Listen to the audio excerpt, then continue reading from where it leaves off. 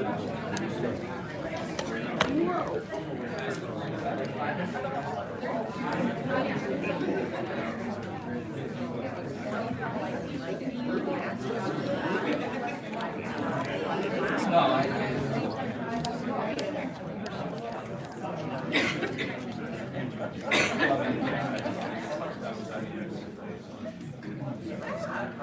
house. Yeah, crazy full house. Everybody likes libraries now. It's the new attack place.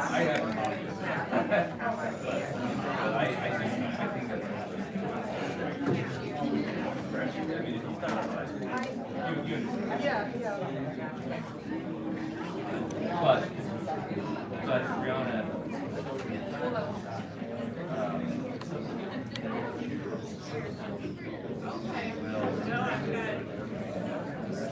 Yeah. Upside down. It's not my resolution. Is that okay? That's fine. I just wasn't sure what. Yeah. I don't see it. Yeah. Yeah, that's good. That sounds like a reasonable place to put it.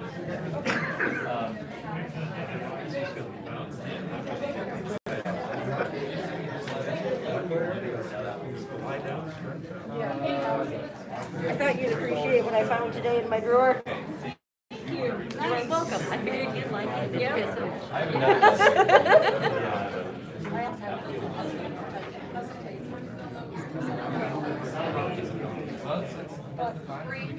Does that come out of that computer? This one? No. Just that one and that one. You need to put it in the mic. It should be. Let me show you.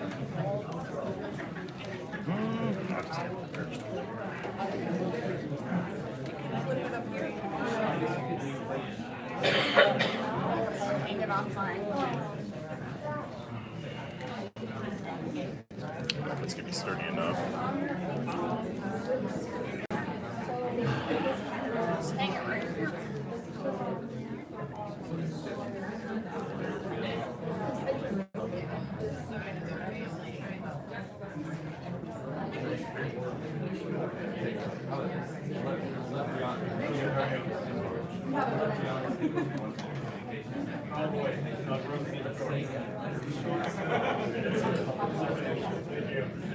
I think he's not even here. Is he here? Josh? Yeah. Okay. Create all the ruckus. Right, exactly. Yeah, but that would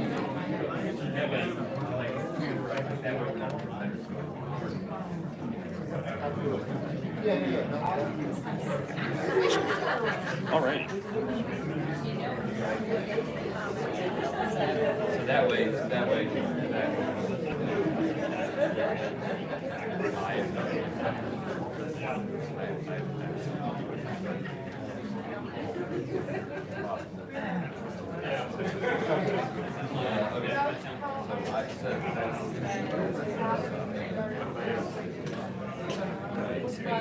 Well, okay, well, if we're not going to see him, then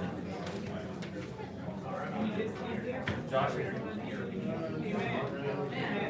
I'll take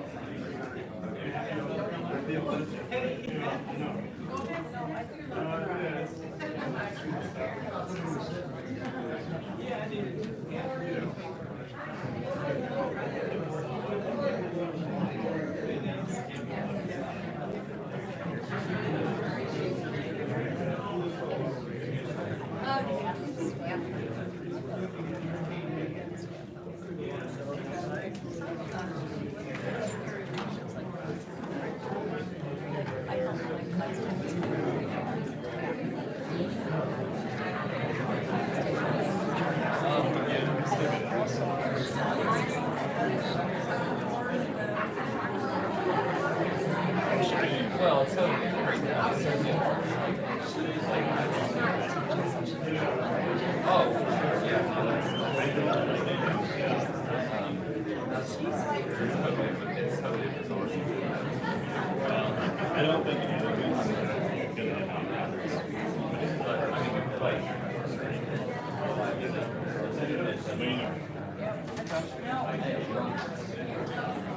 know what it is. So it's just been.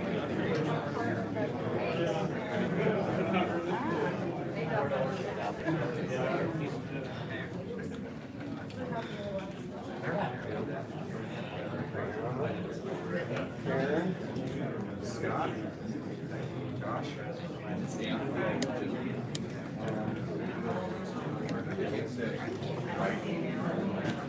I have my kids Thursday and Monday, but it's a holiday weekend.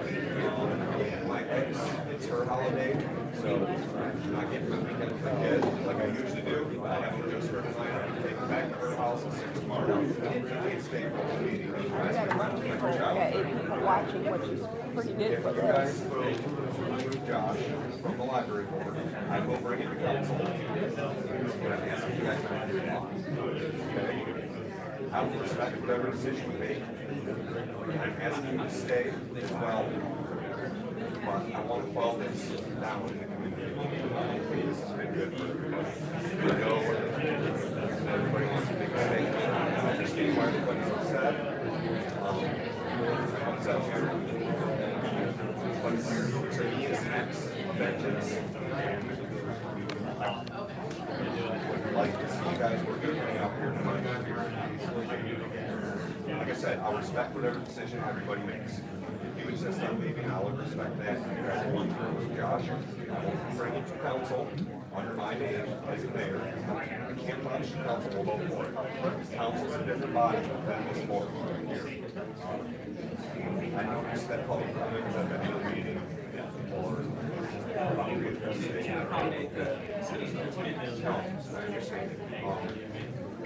you know, I'll tell you guys, we get stuff like this at city council.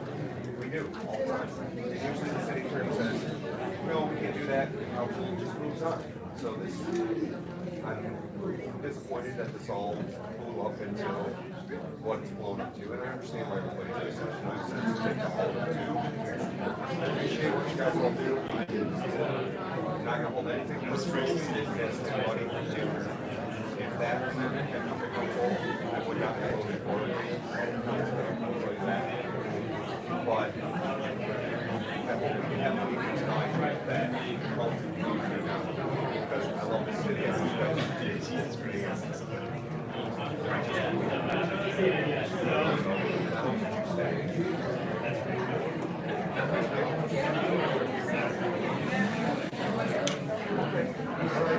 Well, like I said, I respect whatever you guys. Very forgiving. I just wanted to let you guys know I respect you guys. I'm not gonna hold anybody's votes against you. But I'm asking you to try to calm things down tonight instead of getting kicked back. Yep. I think I have, that's very loud, 6:03. We'll call the meeting to order. Roll call, Josh, myself, Karen, Jim, George, Brianna, so the board is here. You have an agenda, and just I want to make a couple a note. So under communication, what we'll have is some personal comments from Ms. Barton, and then we do have some letters, but if you notice, public comment is towards the end of the meeting, and really it's because for the sake of the city attorney, we need to do business early is basically the situation. So what we're going to do is the letters are going to be read at the start of public comment, and then we'll proceed, same rules as last time. So we'll do 3 minute time, one speaker at a, speak once, please. Okay, can we get a motion to approve the agenda before? Support. Any more discussion on that? All those in favor say aye. Aye. Any opposed? Nay. All right, so we have the motion carries to approve the agenda, 4-1. All right, with that said, it is time for communication. As I said, Brianna will share some comments in this place.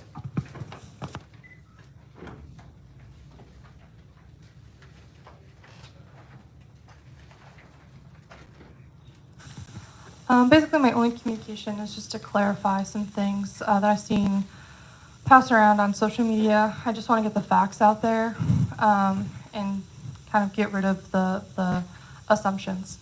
Book buying. Before me, there was a over $6,000 subscription bought every year for a box of young adult, teen, and children books. There was no one picking them out. No one was picking them out. They were just getting in the box, putting them in the collection. This was a bi-monthly subscription. I kind of saw a little issue with that financially, and also what were we getting. So I canceled that. I got most of our money back, and it saved us a little over $1,000 by doing so.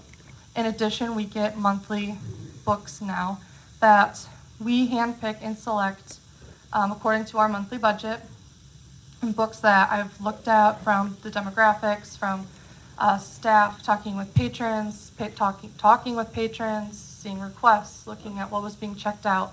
I've handpicked them. I've tailored them to the community.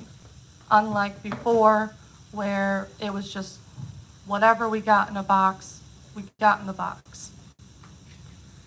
There was a lot of mention in the last meeting of just the children's section. I just want to clarify some things. It's not, there's more than just the children's section, right? There's the children's section, which is for those that are learning to read, their picture books. There's the junior section, which is those that are getting ready to read chapter books or learning how to read chapter books. Those are for about 7, 8 years old to about 13, 14 years old. Then there's the young adult section, and that's for about 14, 15-year-olds to 18-year-olds or high school age, hence why it's called young adult. And those are in the adult section. The young adult, the older books are not connected to the children's books. The junior books are not connected to they're in their own respective areas. We have age-appropriate material and educational information according to their ages in each section. Now, let's take a look at LGBTQ books. I'm going to break it down. Speaking on gay books, we have about 106 books in the collection. I have only purchased 6 since my time. 57 of those are in the adult and nonfiction section. 36 of those are in the young adult and nonfiction. 4 in the children's section, 3 in the junior section, and I've only purchased 6 of them, so not a whole lot of those are from me. In the children's section, specifically, there's 4. I've only purchased 1. The others were from 2003, 2013, and 2002. And the 3 in the junior section, which are, like I said, you're 7 to 8 years old to 13 to 18 years old, or 13 to 14 years old, sorry. I have not purchased any of them. None of those 3 are from me. They're from 2020, 2006, and 2013. Lesbian books. There's about 40 in our collection, 4 that I have purchased. 19 are in the adult and nonfiction. None of them are by me. 18 are in the young adult and nonfiction. Young adult and young adult nonfiction. 4 of them are by me. 4 are in the junior and nonfiction section. 2 are only by me. And 1 is a children's book, which is kind of hard to just label LGBTQ, as it celebrates all mothers. It's a Mother's Day book, and I'll talk about that in a minute. Bisexual books. There's 12 in the collection. 2 I have purchased. 5 of them are in the young adult, 5 of them are in the adult fiction and nonfiction. None of them are by me. 7 are in the young adult and nonfiction, young adult nonfiction, and 2 of them are by me. We don't have any in the junior section. We don't have any in the children's section. Transgender. 8 books have been purchased. None of them are by me. They're not frequently published. We have 4 in the adult fiction and the adult nonfiction, none of them by me. We got them from 2016 to 2018 and in 2020. 2 of them are in the young adult and the young adult nonfiction, none of them are by me. They were brought in here in 2014 and 2018. We have none in the junior section, and we have none in the children's section. Taking a look at the Christian books, we have 1,000, let me clarify one thing. So the LGBTQ books, we have 106, I think. What was it? Oh, okay. Yeah, 166. All right, Christian books. We have 1,796 books in our collection under the subject search Christianity. So that's 166 LGBTQ compared to 1,796 Christianity books. It's a pretty drastic difference. Critical race theory. That is not a library subject heading. In fact, that's an academic framework. So when we mentioned the book that I saw in a Facebook post, How to Fight Racism, that is actually a Christian book to better understand racism, racial injustice, civil rights movements, and so much more from a biblical Christian standpoint. It was created by Xander Kids, published by Xander Kids, and that's a company right out of Grand Rapids. In fact, in my time, I've created LGBTQ labels. Before me, there was no labels on these LGBTQ books. Why did I add them? Because I know that they're controversial. Before, you had no idea what you were picking out of the stacks. Now I put a warning label on them. I've said, hold up, you may not want this. It has LGBTQ on it. I also have books that have labels that are Christianity, because not everyone likes those. Those are kind of the 2 common controversial ones. We also have sci-fi, fantasy, and Western. We have them labeled so that you know what you're getting. We've clarified it for you. The no discussion of political material is a problem, because, and correct me if I'm wrong, but political speech is our most protected right. When I search under the word politics in our catalog, 1,200 materials pop up. Majority of these being in the adult fiction and nonfiction sections, mainly in the nonfiction, most being by popular request, most are historical, and all are from various parties and views.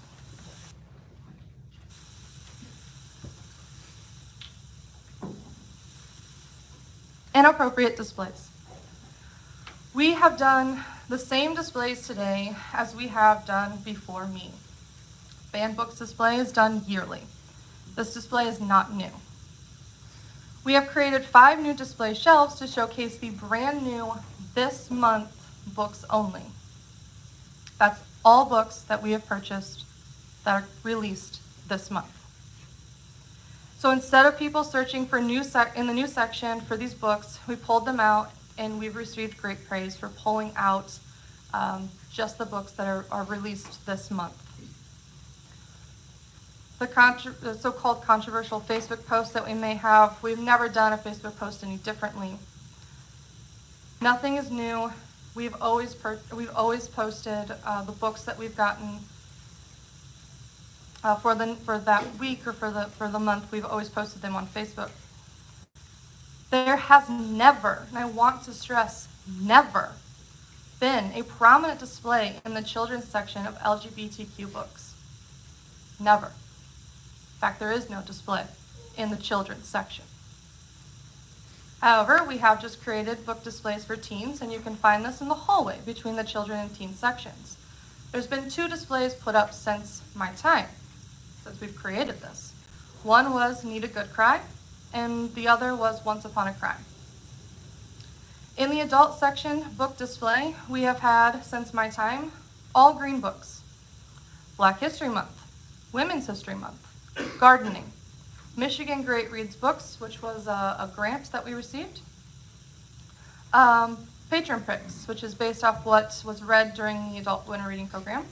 We've had Autism Awareness. We've had Banned Books. We've had Face Books, not to be confused with Facebook. We've had Origami, which is in support of our Origami Night event tomorrow, and Asian Pacific Month. We've had Thanksgiving, Christmas, and we've had April Fools. As far as the inappropriate materials being passed out, I'd like to show you what we've been passing out.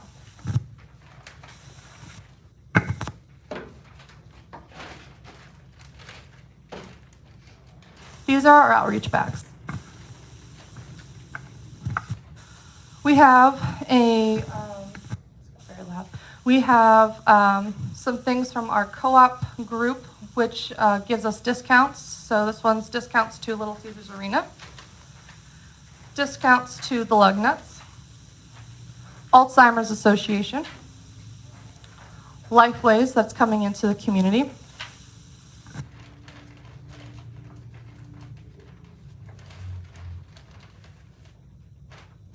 we have a book. This one happens to be The Wizard of Oz, graphic novel. Our summer reading for the adults. Our summer reading for the kids. Our welcome packets, which involves Mingle Languages, Mingle Language Bookmark, Tutor.com, Michigan E-Library, Getting Started with Libby, Consumer Reports. Welcome to Hillsdale Community Library, and it just highlights our hours, how to contact us, our checkouts, our fines, our library materials, how many we have, our hours, as I said, and our most recent newsletter and event calendar. As far as I know, none of those are inappropriate. Books brought forward in this letter, Facebook post, message, email, however one received it. I want to take a look at this.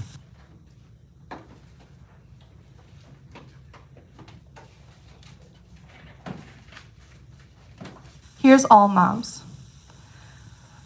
The annotation for All Moms. All Moms is a love letter to mommies. Moms make us laugh. Moms read us stories. Moms snuggle us when we're sad and help us grow. Some moms are silly, some moms are sporty or crafty, but all moms are incredible. Moms can do anything. Yes, it has a label, LGBTQ, on it, to warn you guys that yes, there is a part in here that talks about a family having two moms, because there are families that have two moms, and this book talks about all moms. Divorced, single, heterosexual, married, whatever. All moms. The other one was How to Fight Racism. It introduces a simple framework of ARC, of racial justice, that teaches readers to consistently interrogate their own actions and maintain a consistent posture of anti-racist behavior. The ARC of racial justice is a clear model for how to think about race in productive ways. A stands for awareness. Educate yourself about studying history, exploring your personal narrative, and grasping what God says about the dignity of the human person. R stands for relationship. Understand the spiritual dimension of race, relations, and how authentic connections make reconciliation real and motivate you to act. C stands for commitment. Consistently fight systemic racism and work for racial justice by orienting your life to it. Tisby, which is the author, offers practical tools for following this model and suggests that applying these principles, we can help dismantle a social hierarchy long stratified by skin color. He encourages rejection, passivity, and active participation in the struggle for human dignity. There is hope for transforming our nation and the world, and you can be part of the solution.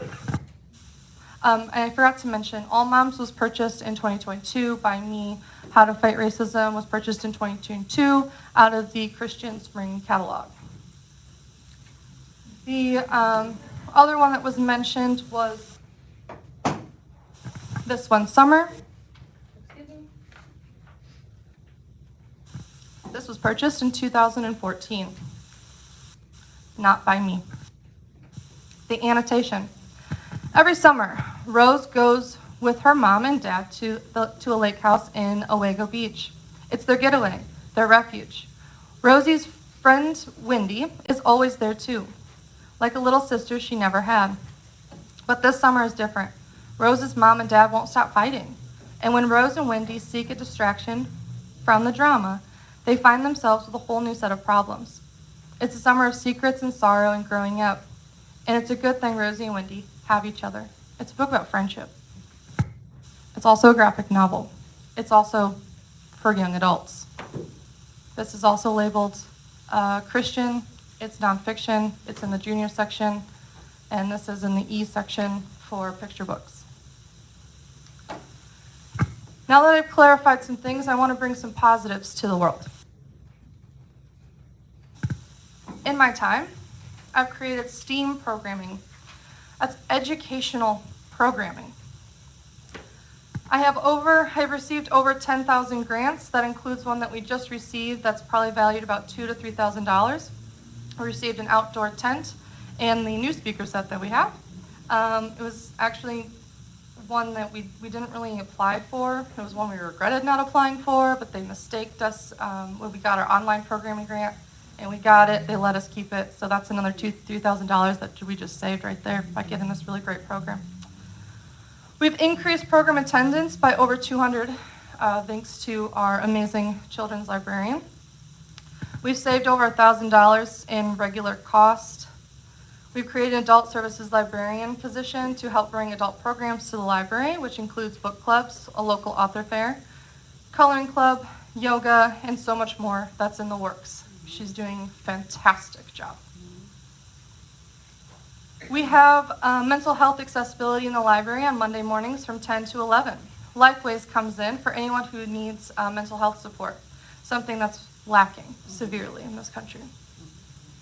We are in the process of getting tablets for free to give to those that are 60 or older to check out. It also includes those that are like caregivers. There's other factors into it. But they get to check them out and use them for many different reasons, like test it out before you buy it, telehealth, FaceTime with family, and so much more. This partnership is through Region 2 Area Agency on Aging. It's still in the works. We're hoping to get it here soon. Finally, the staff have done incredible work and continue to do incredible work. They contribute to the library in so many ways. In fact, a staff member today just helped an elderly lady renew her green card. That's only one example of what we do. This is from me. Mr. Palladino, I'm assuming here, so correct me if I'm wrong, but I'm certain you were taught to respect people even if you don't agree with them. It is okay to have differing opinions. It is not okay to judge someone based on one tiny little thing you saw. You made a giant assumption about me, about the library staff, and the library as a whole. You never came and had a conversation with me, a conversation I'm willing to have at any time. A conversation I had this week with a concerned parent and patron, who I truly believe left feeling more comfortable and had a better understanding of just what we have in the library, the proper sectioning, and the things we do and offer. I value the fact that we live in a country where we have freedom to have differing opinions and views. What's not okay is to try and strip people from their freedoms. My hope is that I have shed some light on some things. I've straightened out what was going around, and I've given you the facts. I hope that we can move past this and realize that a library book is the least of our concerns. The library offers far more than just books, but it offers education, information access like citizenship help, technology help for elderly, free resources to so many things that are not easy to get, like mental health. The library is the most valuable thing in any village, town, or city can have. The library staff in the Hillsdale Community Library is a beacon of light for so many in this community. Thank you.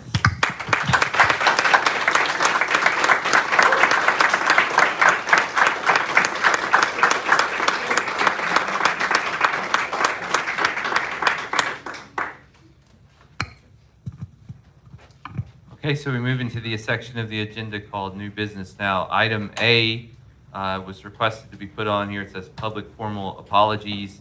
with a question mark. So I'm going to hand it to Karen because she requested. Thank you.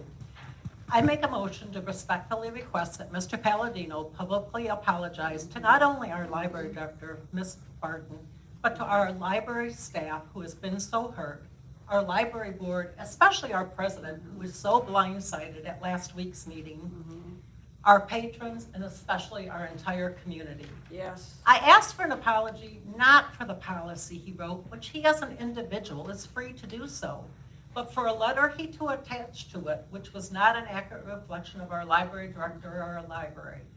It was clear from the comments from many of our visitors who attended and spoke at our library board meeting on May 20th that Mr. Palladino's letter citing sexual inappropriate materials or materials glorifying gender dysphoria contributed to the hysteria that occurred when a city had to send police officers to a meeting. Yep. I would call that a tsunami or hysteria. To be clear, as Bree mentioned, one of the books that Mr. Palladino objected to was actually a Christian book with a Christian symbol on the spine. It comes from a Christian publishing company, Zonder Kids, which is a trademark of Zondervan's. Do I have a second for that motion? Second. Thank you, Jim.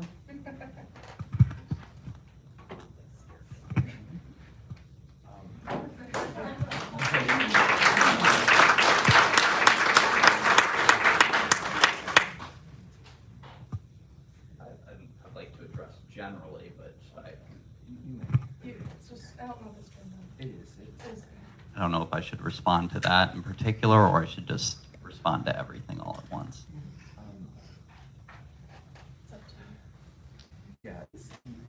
Well, we're a apology, so let's start there.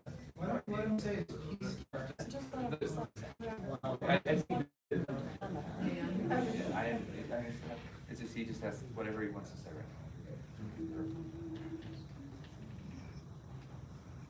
I'll discuss what I wanted to discuss on the next agenda item, which is my removal from the board.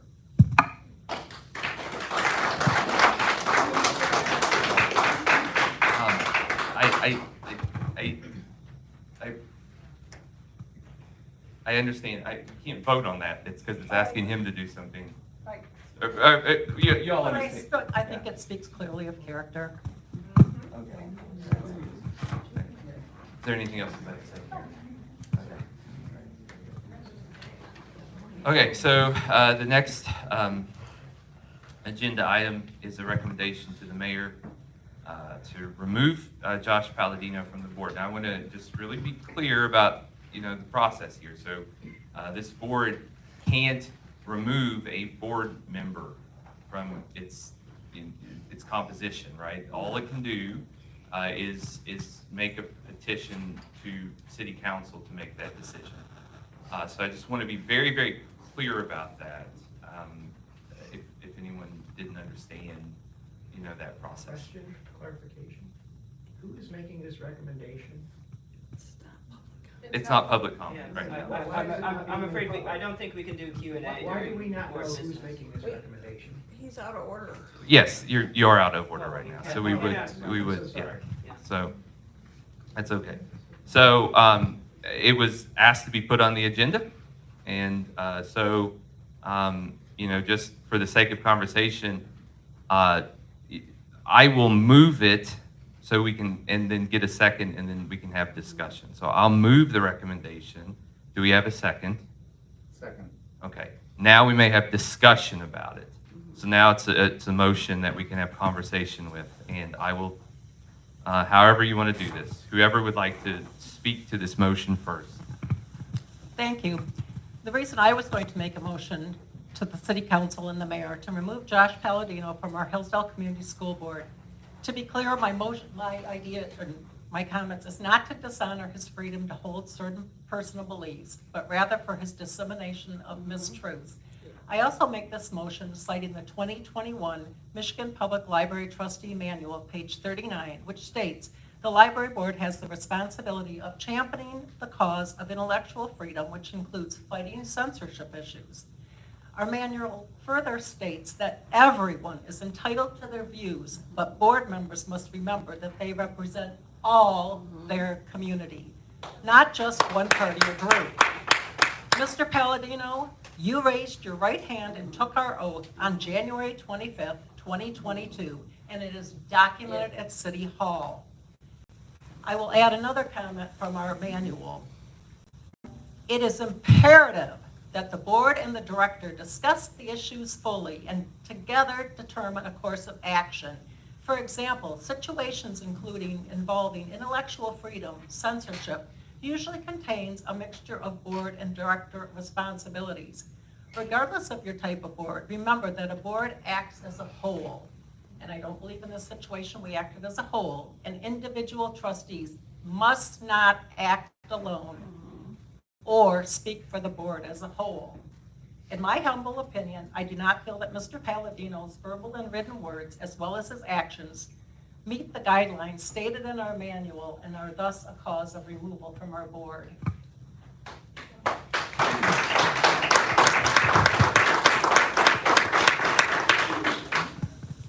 I'm Jim Bowen. This is my second time serving on the Hillsdale Community Library Board. I have served on the Hillsdale Community Schools Board of Education for nearly 19 years. Trust me when I say, removing somebody from a board. Mic's off. There it's on again.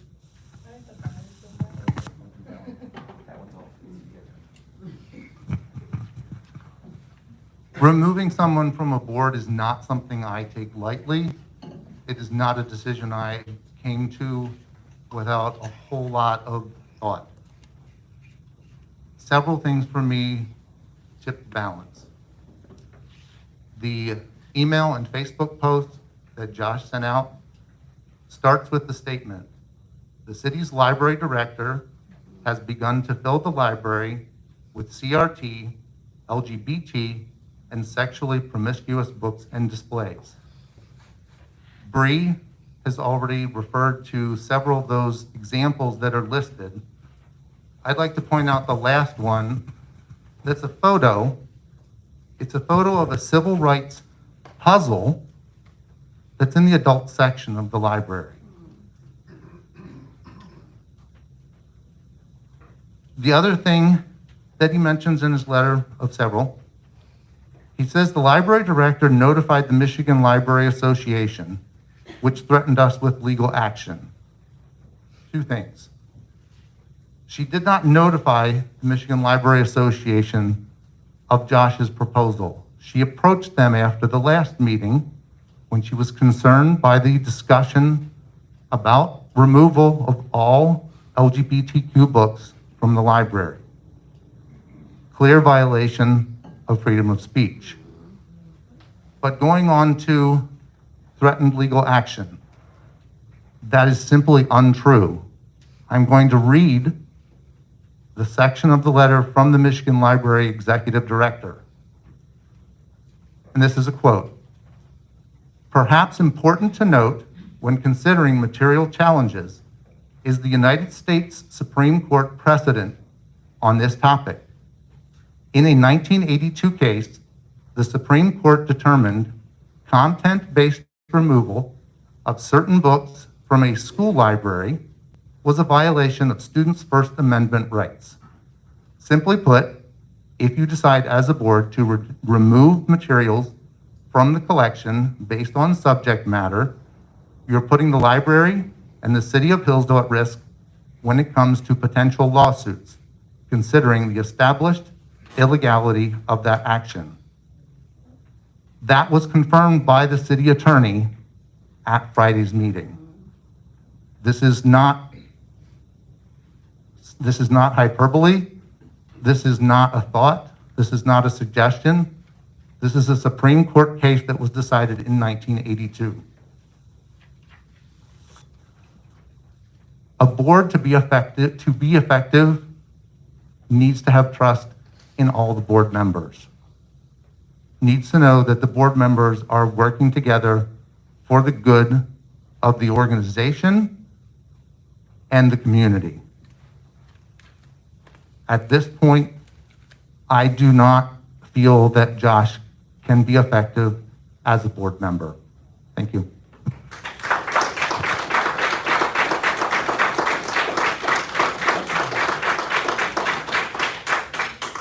I'd like to hear Josh's statement first.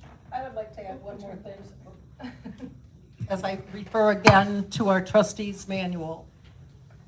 A trustee responsibility. Support the library director. At times, the library director may be attacked by a citizen or government official. The board should always assume the director is correct and then investigate the situation. In this case, I believe Mr. Palladino did not assume our director was correct, and in fact, the attack came from internally.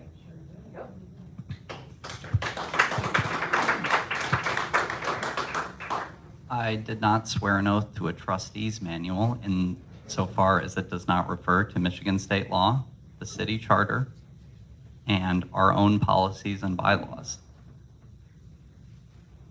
This entire discussion is based on false premises. I'm not concerned about when these books came into the library. I mean, it's not good that they've been coming in for 30 years, so I don't understand how that strengthens the argument.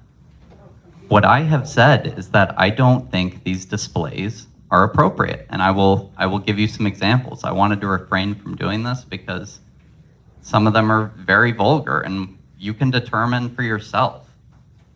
To say that we didn't have discussions about this, I brought this up at the first meeting. I wanted to get to know the library director.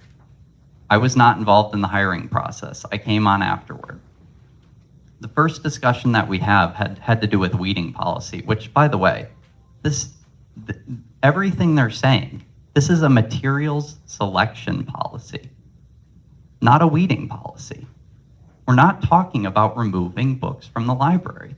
The entire discussion, the comments to the attorneys, the comments to the Michigan Library Association, all based on false premises, that I'm trying to remove anything from the library. Even the discussion of adult book removal. This was a materials selection policy. We have a separate policy for removing materials. And removing materials is not censorship. There is a library sale in here every year where we get rid of hundreds or thousands of books. That's a curation decision. All I'm asking is that we curate well, that we do the job well. And when I brought this up to the director, it became clear that she did not think there was such thing as a good curation decision. She continually conflated the matter. Well, a banned book display is no different than an origami display, an organic gardening display. A 2020 stolen election display is no different than an abortion display. This value-free approach to the library, this neutral approach, is radical. This is extremely radical and dangerous. The idea that we don't know what will provoke the public. We can't figure that out. It's somehow written in the stars. The idea that I am trying to ban LGBTQ books is false. I'm not suggesting that we remove them from the library. Please show me somewhere in the amendment where it says they should be removed from the library. A materials selection policy. The entire premise is false. I am suggesting that certain books, which I will read some sections from you and you all can decide, should be transferred out of the children's section because I don't think that they are children's books. I think that children's books should meet a very high and rigorous definition. And in the proposal, I quoted Michigan state law about soliciting and enticing children toward immoral behaviors and actions. These things.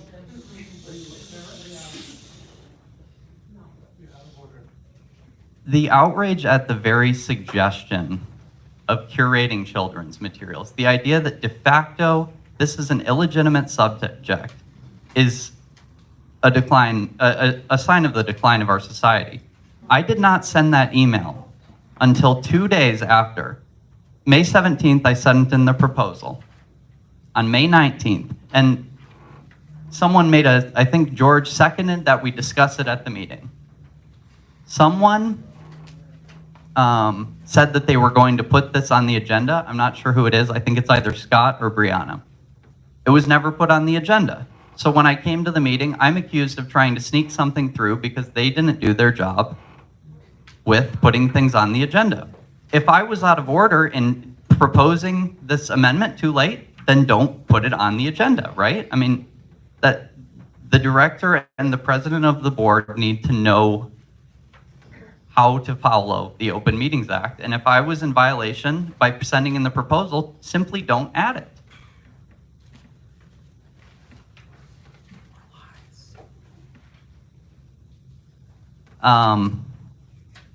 The no discussion of political material. Absurd. I'm studying political philosophy. I love nothing more than politics. I said political activism. Political activism. I received comments. Would that mean we can't evangelize? Everyone knows what political activism is. This is protests and incitement. Okay, we can define these things. To act like we are unable to define things will destroy the curation process. That's the entire, we used to call the library director a curator, making wise and virtuous decisions about what to include in the library. Having gone through those things, I will read what I prepared. I don't think I wrote anything about this, how to fight racism. No, in my speech today. I definitely did mention it. All I'll say is Jamar Tisby promotes racial segregation, the idea that white people are at a center of hierarchy, the center of a hierarchy of oppression, that all black people are inherently oppressed. I don't think we should give these ideas to our children. I understand that it has been adopted in mainstream Christian view. I'm not disputing that. I'm simply bringing up, do we want this? Do we want our children exposed to this? And then we have the discussion about it, and if we decide yes, then it remains, right? We have the discussion about it. At the April meeting, I spoke with the library's board members about bringing forward a proposal at the next meeting to further the discussion about curation, particularly in the sections designated for those under age 18. And I do want to say, although I appreciate the children's young adult, there isn't such thing as a young adult, right? An 18-year-old is a young adult, right? They can vote, they're an adult. They can get a mortgage. A 13-year-old is not a young adult. That's an older child. And I'm not saying we shouldn't have distinctions based on age, definitely. But the phrase young adult is almost misleading in itself. A 13-year-old girl is not an adult, right?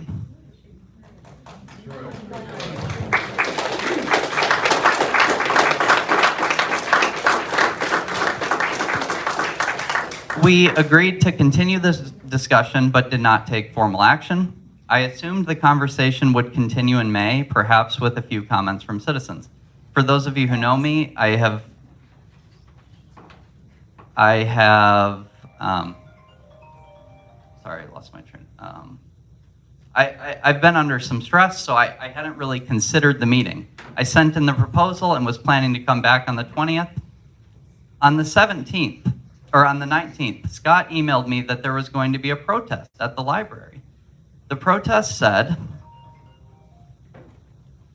the Facebook page claimed that the proposal would, quote, ban all LGBTQIA plus materials and other content. The page warned of blatant censorship. And I do want to say, the board had been emailing me continuously about not censoring. And I continued to say, I don't agree with your definition of censorship. The state censors, right? People with political power censor. We curate. We pick which books we buy with public tax dollars, and we reject other books, right? We curate.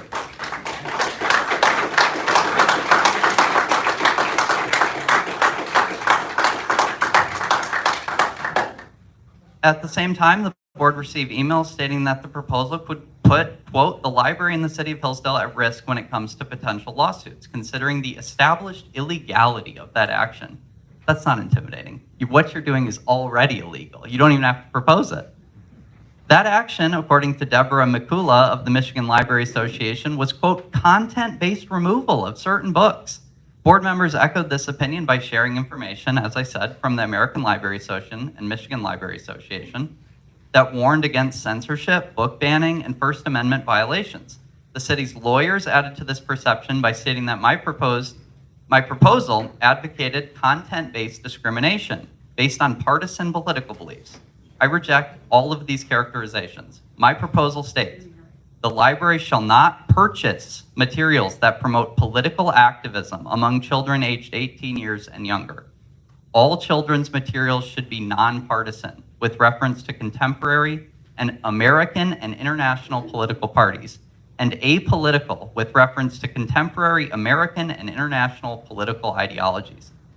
Yet, I was labeled a partisan activist. I'm trying to remove this from our library. And I'm labeled a partisan activist for asking for nonpartisan and apolitical children's selection policies, children's curation.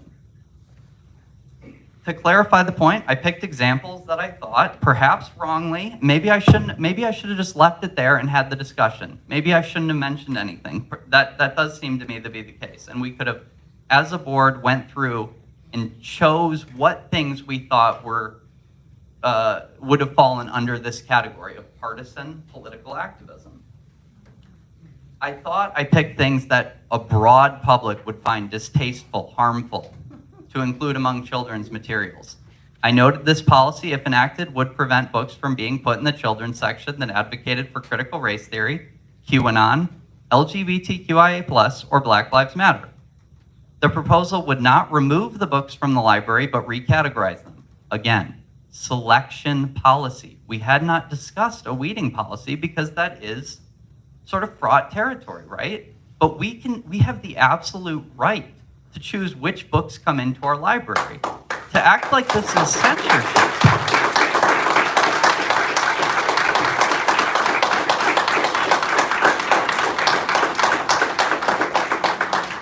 We may as well say that the board and the library are simply functionaries of the state, and we accept whatever books they bring in. We have no choice. But of course, we make curation decisions.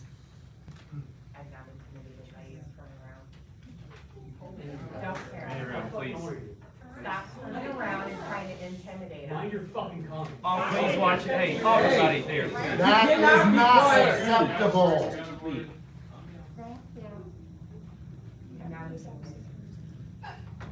At the last meeting, the library crafted a display of books that my proposal would have allegedly banned. I don't know who put this out. It was basically sitting right where I'm sitting. Looked like it had 100 books. I'd never seen them or considered them. Supposedly, my amendment targeted them.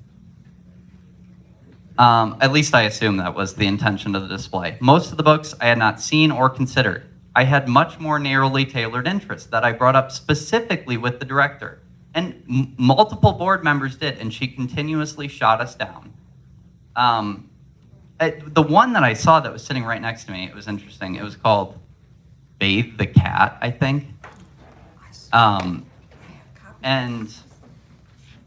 apparently this is a gay book. It's basically just a girl with some men trying to bathe her cat. And supposedly my amendment would ban this. My amendment bans political activism. If you read the book, there's no indication that they're homosexuals. There's no reference to it. How would a ban on political activism ban two men with a girl who are bathing a cat? I don't think this falls under my amendment. And yet they have categorized, they have assumed, without even talking to me, I will say, what my intentions are, what I propose to ban.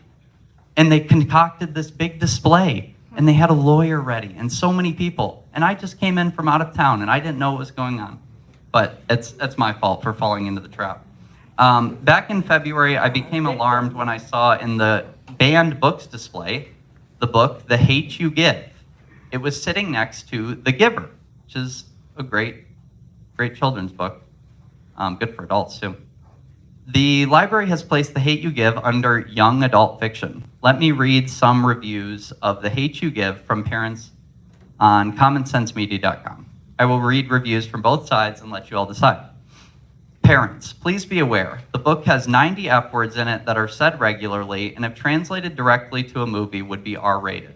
Tons of strong language, swearing, sexual references, adult content.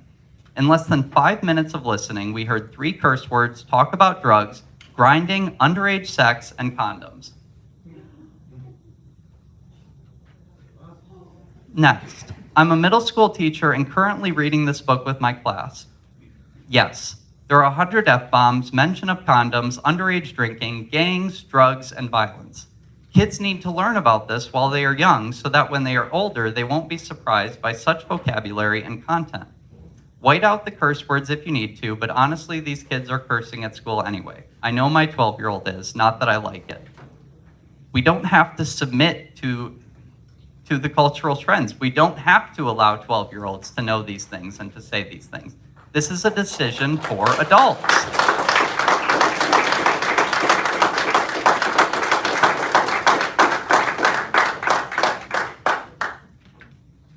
Here's a section from the book.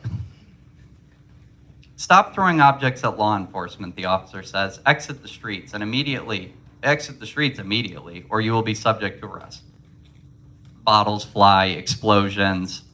We need to get out of here. F the police, Devontae continues to shout. Vontae, come on, man, F the police. I ain't scared of them, F the police. There's a loud pop. An object sails into the air, lands in the middle. Oh, S. He hops off the bench and we run. It's a damn near stampede on the sidewalk. Going down, more chaos, more crazy things happening. The hell just happened, he says. I don't know, I don't want it to happen again though. N's tired of talking S. Like Star said, they don't give an F about us, so we don't give an F about them. Burn this B down. But they don't live here, he says. They don't give a damn what happens to this neighborhood. What we supposed to do then? All that kumbaya peaceful S clearly don't work. They don't listen till we tear something up. Banned books, right next to the giver. 90 F words. This is an illegitimate conversation to have, and so they blow it up to something entirely out of proportion in order to undermine the simple and small argument I'm trying to make. We have ratings for movies. If you took a 13-year-old without their parents' consent into this movie, and the hate you give, oh, great irony, the hate you give, they made a movie. They had to reduce it to 2 F words, or it would have gotten an R rating.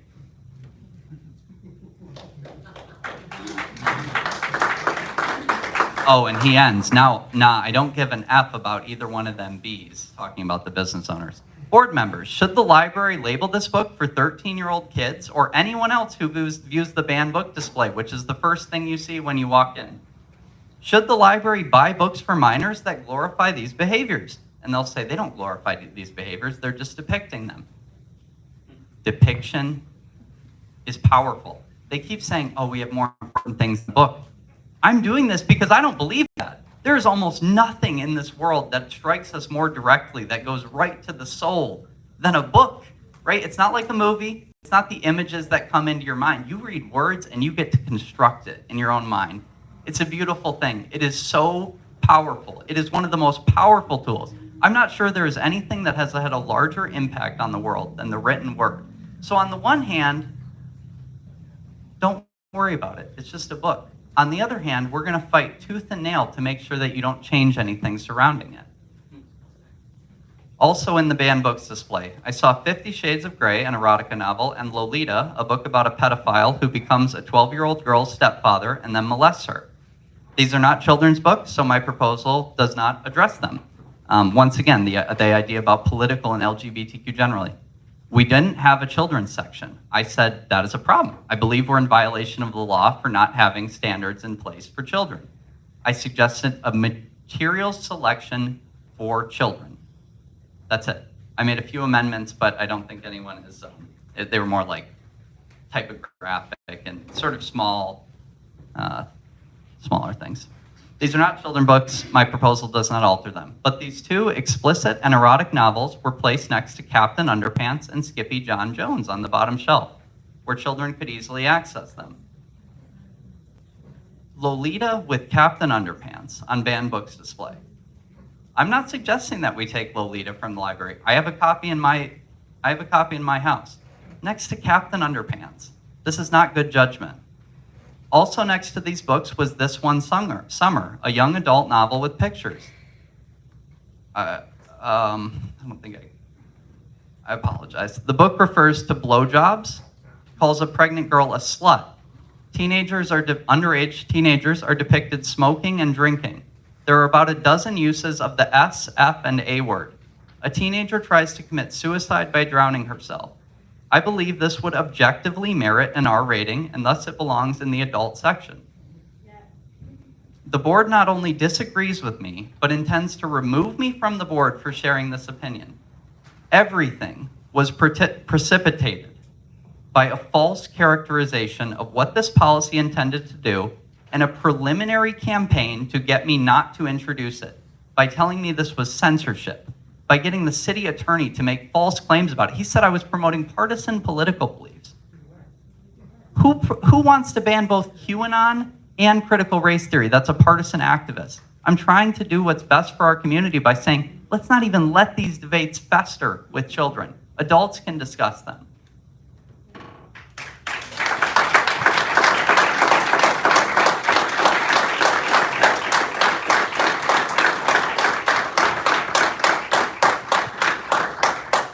The earlier policy, which did not have a children's material selection, stated that, well, you know what, I don't have it here, so I won't read it directly, but I'll read what I attempted to do. Under the children's material selection subsection, the amendment states, responsibility of the reading habits of children rests with the parent or legal guardian.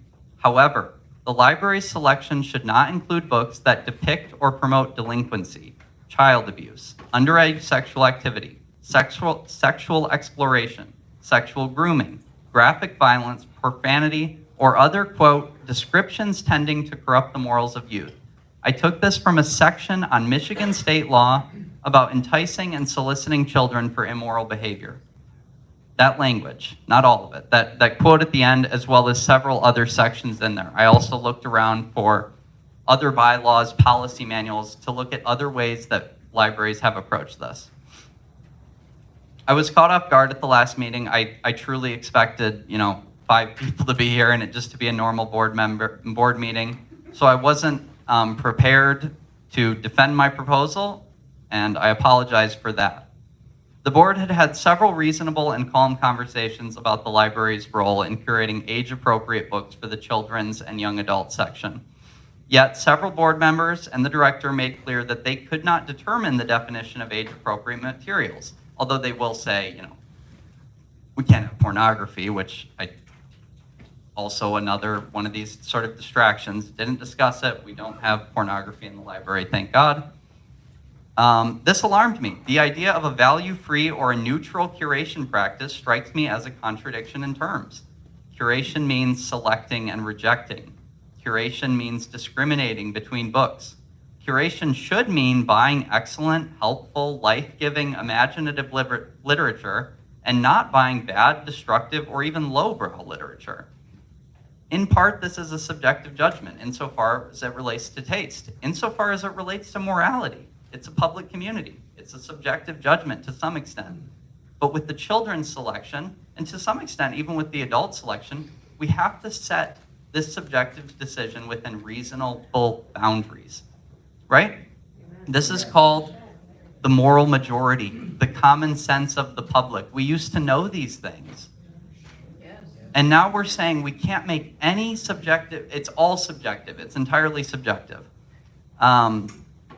Nobody argues that there isn't an element of subjectivity, especially when you're talking about literary merits, but I think we should still consider literary merits. That should be basically the library director's primary role.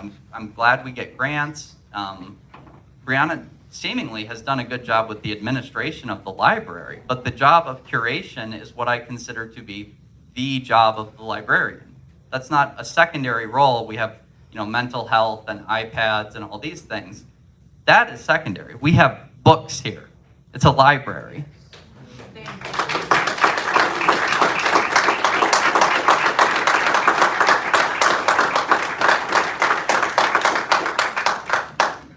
The library can place the subjective judgment within reasonable and objective boundaries, an objective agreed upon morality, particularly for the children's and young adult section. If this constitutes censorship, then we have abandoned the practice of curation and abandoned the art of a librarian. If the library does not curate, then it must select all books or no books. If we insist that origami and organic gardening books and displays do not inherently cause more controversy than displays about the 2020 election or abortion, then we have drifted irrecoverably far from wise curation. For asserting these views, the board will attempt to have me fired by the mayor and the city council. Thank you, Josh.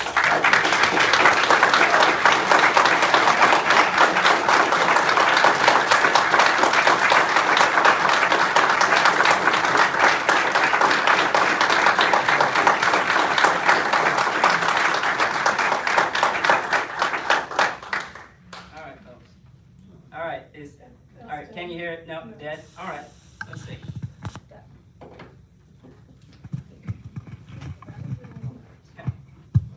Thank you.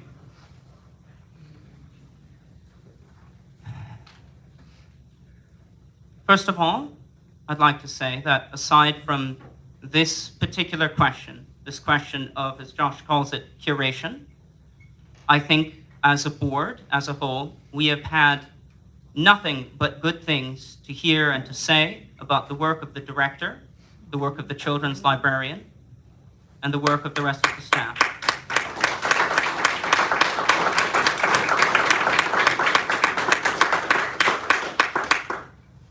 If anyone has engaged in directly insulting or threatening behavior, or has sent any ugly messages to the director or the children's librarian or any member of the staff, that is shameful. Yes. And I sincerely hope that this controversy has not provoked that sort of thing.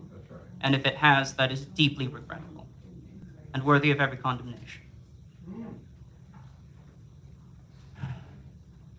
Turning to the motion to petition the mayor to remove Mr. Palladino from this board, I oppose it entirely.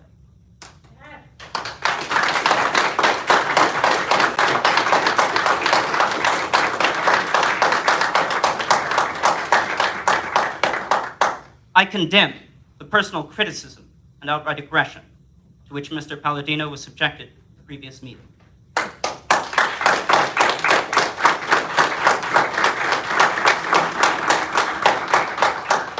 I condemn the profanity and the discourtesy exhibited by some members of the public. I condemn any suggestion that Mr. Palladino acted improperly in either formulating a suggested change to policy or in seeking support for that change from the community. I reject and I censure any attempt to impugn Mr. Palladino's character or motives or fitness to serve on this board.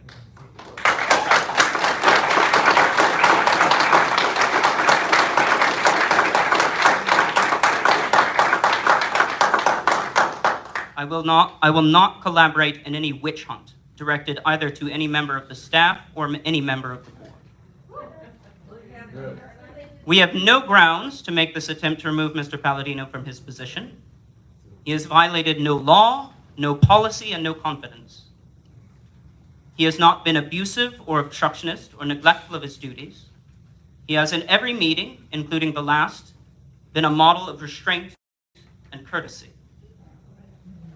His only crime has been to express political and social views that are shared by millions of people in this country and by many people in this community. By attempting to remove him, you are applying an impermissible ideological litmus test, and you are attempting to silence those members of the community who agree with his concerns. You cannot block a member of this community from serving in a public office because of his expressed views on current issues or matters of policy. Talk about a violation of intellectual freedom.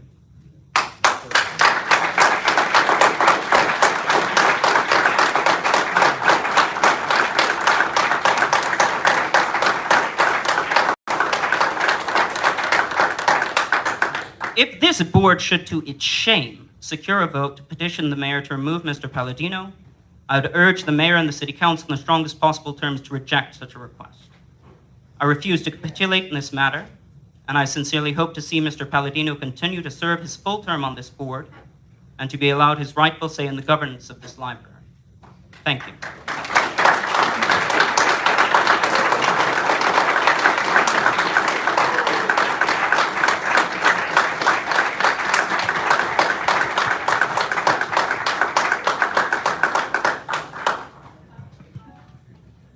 two things to say. If, Josh, this was so important to send out, why was it not shared with the board? Yes. It was not sent to any board member that I am aware of prior to Friday's meeting. Yes.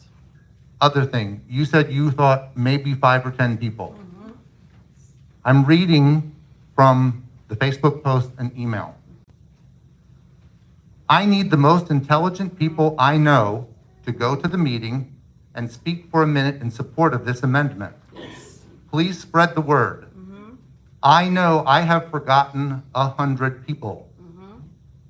To say that you expected 5 or 10 people Is is disingenuous at the least.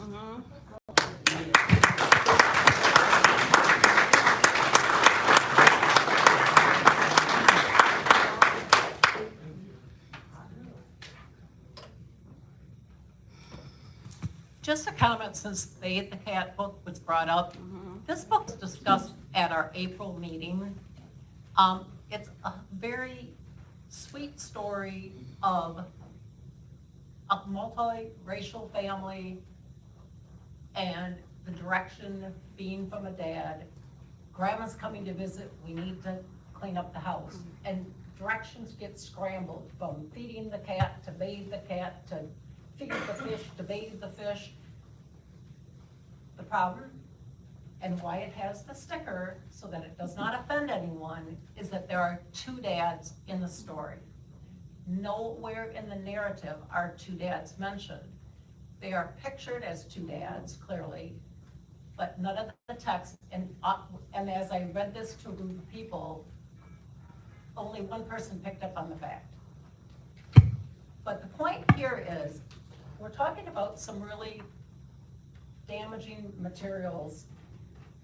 My comment about this book was, so you mean to tell me you may be against certain gender dysphoria issues, but if a child, an innocent child, who is 5 years old, walks into our library, do you mean to tell me that he should not be able to find a book that he can relate to, that is a picture of his family or his way of life, that he is not invisible? Right. That a child should not be able to find a book that he could relate to. The words, I quote, absolutely not.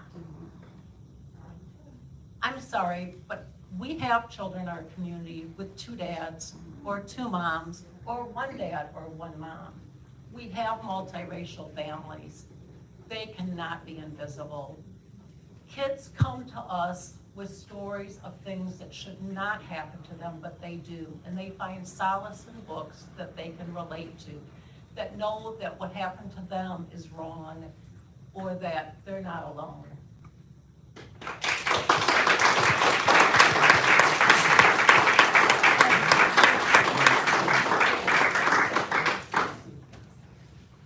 Once again, why are we moving this beyond the bounds of what my amendment was about? You're turning this into a broad cultural issue. I had specific concerns. I just said, how would Bathe the Cat fall under political LGBTQIA activism? What are we even talking about here? And Jim, you're really questioning my motives. Yes. Yes. You're really questioning what I thought going into this. I joined a library board with no expectation that anyone would ever come to the meeting. And you're gonna assume that I thought this was gonna be a room full of people? I didn't think anyone would care. That's why I was pleading with people, come out, come see this public notice, or this public meeting. Seriously. My goodness. I wasn't expecting a response. All right, I'll leave it there. May I? Unless somebody really wants to jump in here. Well, okay. I'm sorry, Scott. I'm always treading on Well, you. I wonder, my general question is at this point, I mean, really, is there anything that can be said that hasn't been said? Actually, yeah. And this isn't rhetoric. This is a genuine question, a point I think needs to be made. Do I need the mic? No. Good.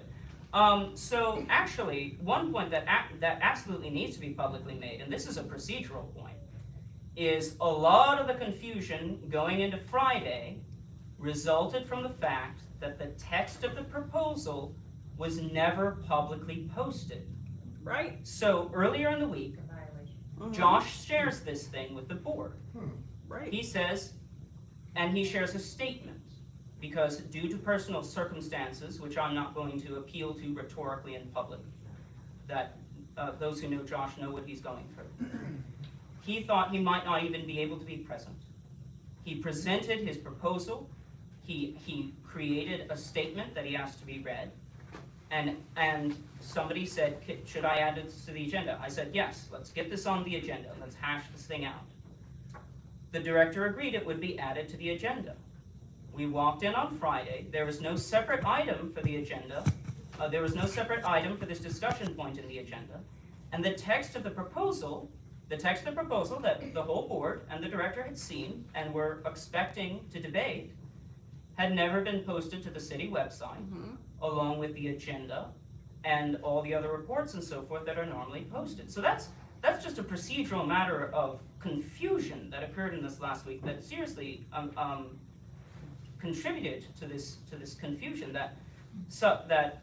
This proposal had, some people had seen the text of this proposal. They knew they thought we were going to talk about this thing. They came in expecting us to talk about this thing, but because it never made it onto the agenda and it was never publicly posted, the city attorney advised us, you guys can't move on this thing right now. It's not out in it hasn't had time to be out in public, which I agreed, which is why we're trying to hash out a policy for how much lead time we give on policy proposals and, period for public comment and so forth.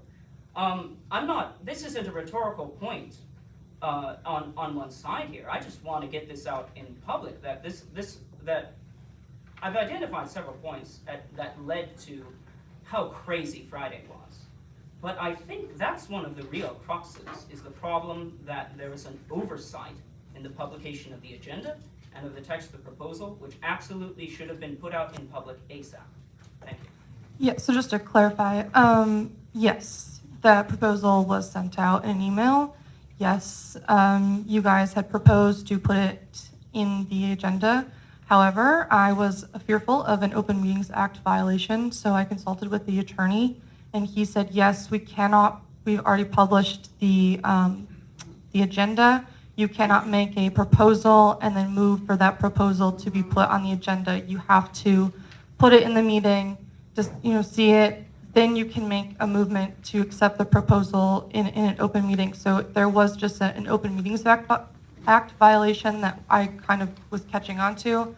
So I just wanted to make sure that we weren't violating that. And I believe the attorney spoke on that Open Meetings Act violation a little bit that was ensuing by us by the board talking over email. So yeah, that was an Open Meetings Act violation, and I just wanted to make sure that we didn't get sued for the Open Meetings Act and per the city attorney's advice. So I appreciate that clarification. That's very important. That's good to know.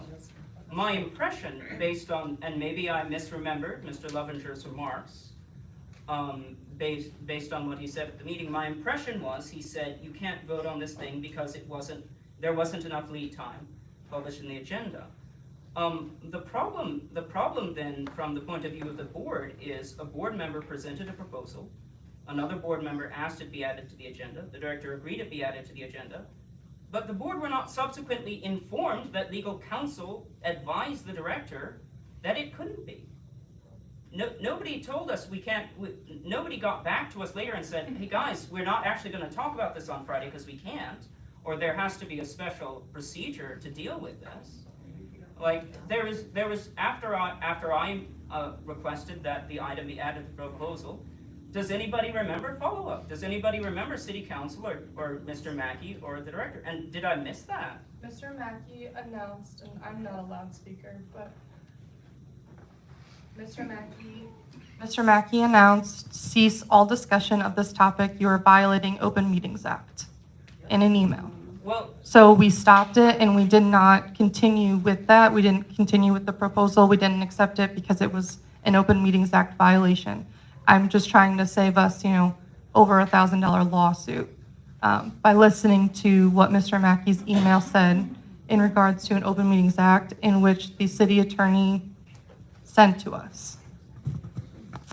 Now, it's gonna take me a second to pull up my email. George, I don't want, I'm not trying to dispute this point. I believe that Mr. Mackey's point was to stop us from hitting reply all. I mean, that's the only thing, but I believe that was his intention in saying that. And so, I mean, for what it's worth, we did not receive specific communication about the matter with the, we did not. Yeah. No, He told us. explicitly said this thing can't Right. be on the agenda, you shouldn't talk about it on He made sure that we were not, I mean, just to clarify, I mean, that's what happened, I do believe. He did not specify more than that other than the reply all situation. Mr. Mackey said, please cease all email Right. communications. Don't reply all. That's Right. in violation of OMA. Right. Absolutely nobody said, this thing can't be on the agenda. We're not adding it. We're not publishing the text because it was improperly approached. Nobody said that. And I've reread that email chain a few times, and I can share that text with anyone. I think it's probably time to wrap this up. I just really quickly, I haven't said anything. I do think it's possible that Josh violated someone's personal code of ethics here. Maybe he acted without wisdom, and I think he's been careless with his words. I don't doubt any of those things.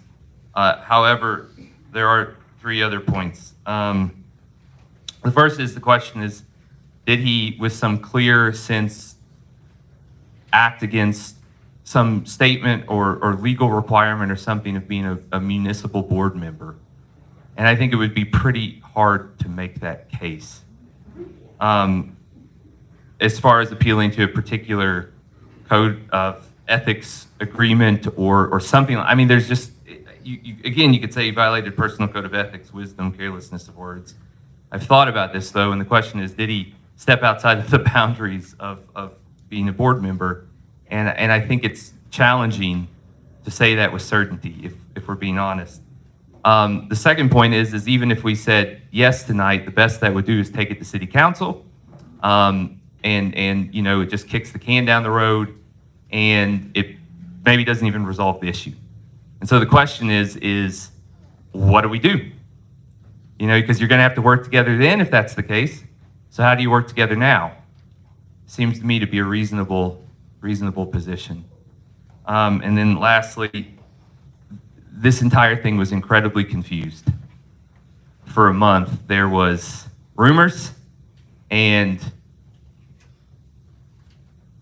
just mistakes and uncertainty and things that people said. And like, even if we disagree with some aspect of that, it's impossible to blame that on one person. When maybe you could blame that on lots of people telling lots of stories that were confusing. And so for that reason, for those three reasons, I would vote no on this. So I think that the best thing to do is go ahead and bring this to a vote. So all those in favor of recommending that Josh be, recommending to the mayor that Josh be removed from the board, would you please say aye? Aye. Aye. Any opposed? Nay. Nay.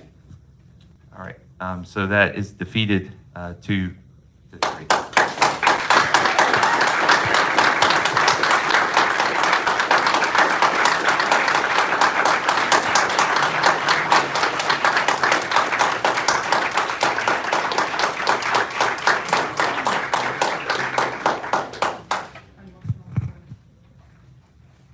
The next item on the agenda is the reception of the resignation of Brianna Barton.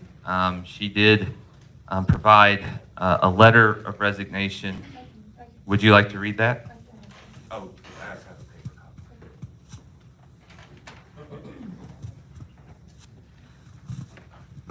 Dear Hillsdale Community Library Board of Trustees and the City of Hillsdale, in my time here, I, with the help of the Hillsdale Community staff, community library staff, have received 6 grants. Each grant has given us the opportunity to better the library and bring new programs to the library. We have an amazing summer reading program set in place. full of new programs. We have increased our patronage by over 1,000 patrons a month. We have made mental health more accessible by bringing Lifeway's Community Mental Health of Hillsdale into the building on Monday mornings. I have found many unnecessary costs and have saved the library a tremendous amount of money. I have seen the staff grow in exceptional ways and bettering the library in every aspect. Without the staff, I could not have done my job effectively. The staff at Hillsdale Community Library is worth being commended for their hard work, tenacity, and love for the library and the community.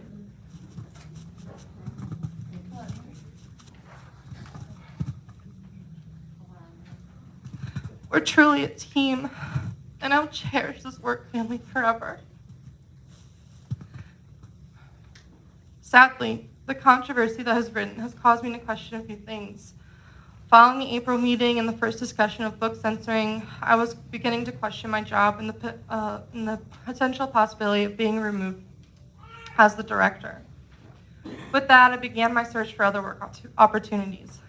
After the main meeting, it was some good conversation, and learned that you all were as blindsided as I was. Unfortunately, I still believe there are a couple board members that question my ability to properly run the library. The accusing letter Mr. Palladino publicized throughout the community regarding my actions in the library in general tainted the image of the library. Moving forward, it may appear as an untrustworthy, unsafe, politically and morally controversial building. Knowing the controversy will continue with me leading the library, I feel it's best for me to resign. I want to make sure that the efforts I and the entire Hillsdale community team have worked hard for the last 6 months do not come undone. My resignation will be a step toward saving the library in the eye of the community. Additionally, to protect the library, I feel it would be in the library's best interest to reconsider Mr. Palladino's position on the board. With his actions, we could see major negative ripple effects right down to funding and library support. With Mr. Palladino, what Mr. Palladino did, not only leading up to the meeting, but in the meeting, was unprofessional and unethical and extremely toxic for the library and the community as a whole. At this time, I respectfully submit this letter to you as my letter of resignation. My last day as the library director of the Hillsdale Community Library will be June 9th following the board meeting. I will continue to use my last few weeks at the library to better the library and prepare staff for the position change. Thank you for understanding. I do wish nothing but the best for the library and the entire Hillsdale community. Please support you, Brianna. Thank you, Brianna.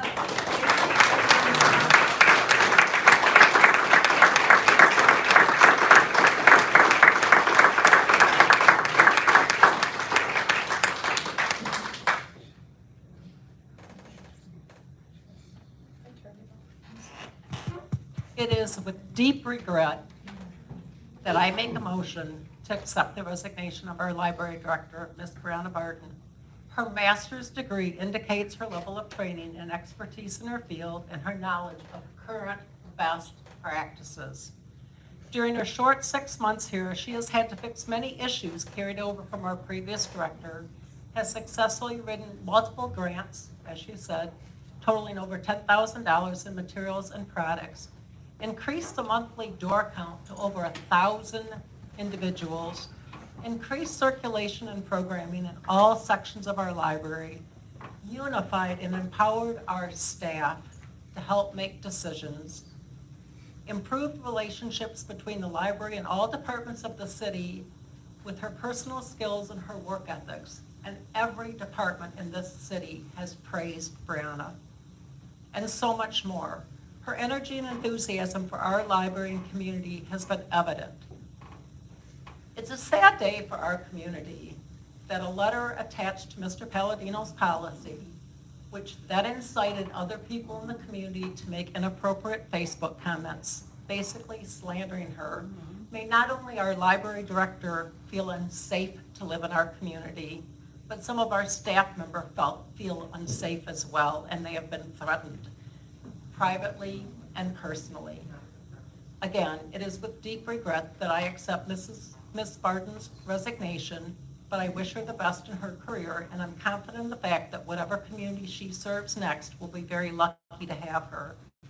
And I sure hope the reputation of our library can be fixed, because I think some of the slanderous comments that have been on Facebook and other sources have hurt not only Brianna, but our staff and the reputation of our library, and that's really sad. Somebody like to second that? Support. All right. I think we need any more. Do we need any more discussion on that motion? All those in favor of receiving Brianna's resignation with regret, please say aye. Aye. Any opposed? Okay. The next item on the agenda, it says the employment status of Lauren Jones. I just want to Ms. Jones, is your sentiment the same as it was at the start of this week? I don't know. Can I speak? Absolutely. Okay, just turn them. Just turn them. Can you hear me? Okay. I am not a politician. I am not a public speaker, unless you count education. I don't have an agenda. I work here for $12 an hour, part-time, after I work at a school all day. I do not wish to harm anyone. I have a child. She's an excellent reader. I don't want to have to defend myself at every turn, every decision. I don't think the board is unanimous or has unity at this point. There is a huge divide. And there is a huge political charge now surrounding this building. Whether or not you're being truthful, that's on you. And I apologize for my abrupt dismissal at the last meeting. After some of the comments were made by Mr. Palladino, I could understand the students in the crowd. They're hurt. My question is now, who will work here?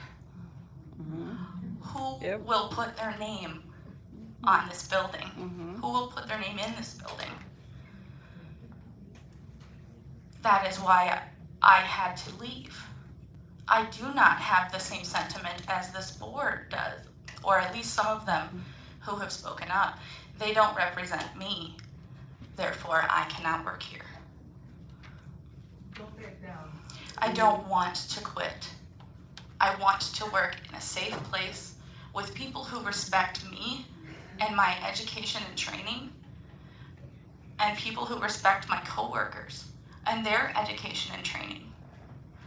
You trusted us for many years.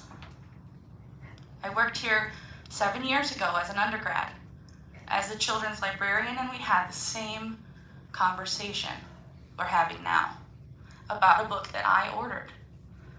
The process for reconsideration was followed, and that book remains in the adult section of the library.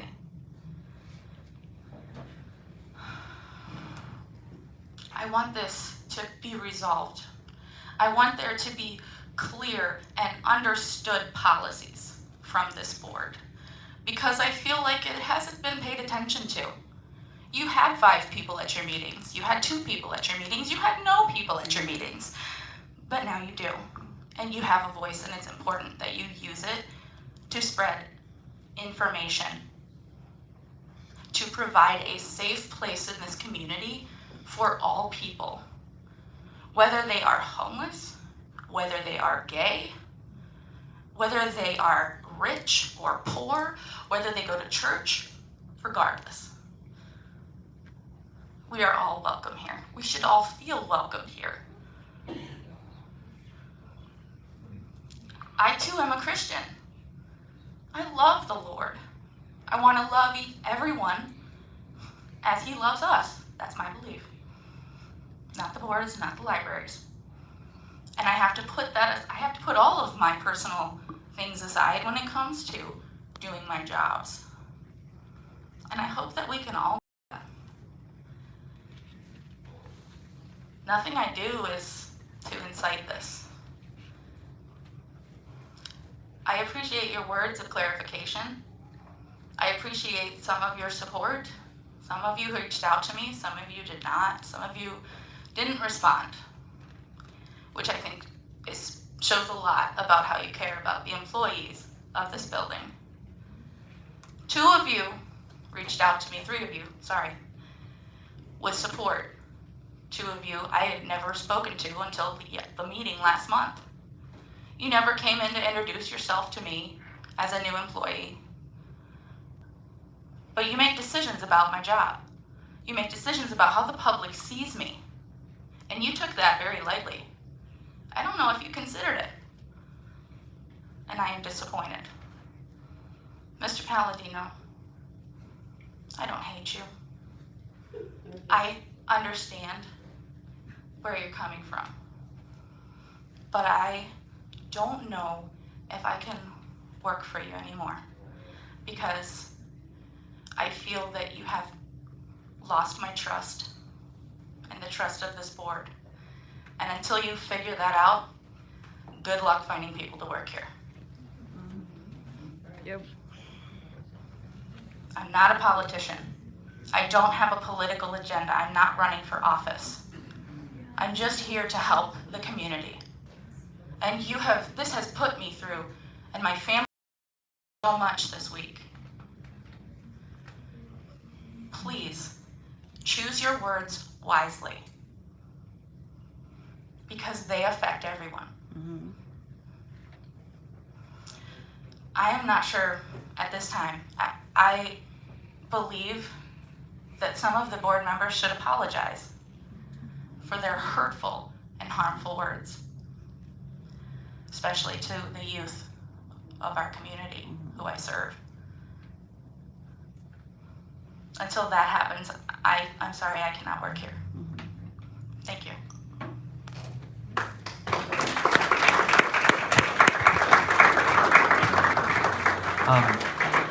Thank you for sharing, Ms. Jones. Now, the next item says new director. Do you need to act on this? I don't think there's anything we can act on. Would you like to comment on that? So one of my concerns, many of my concerns is, again, we can't take responsibilities for other people's actions. But one letter of support from Mr. Palladino happened to be, I don't care if we shutter the library, look at all the money we would save, and we could use it to fix the roads. Again, that's one person's response, and we can't take responsibility for everyone's individual responses. But what I will say is, we have a lot of children who depend on this library that have limited access to books. We look forward to our summer programs, and Lauren had an amazing summer program ready to rock and roll. That next time, so. We have many people in our community that do not. Sorry, I just work here.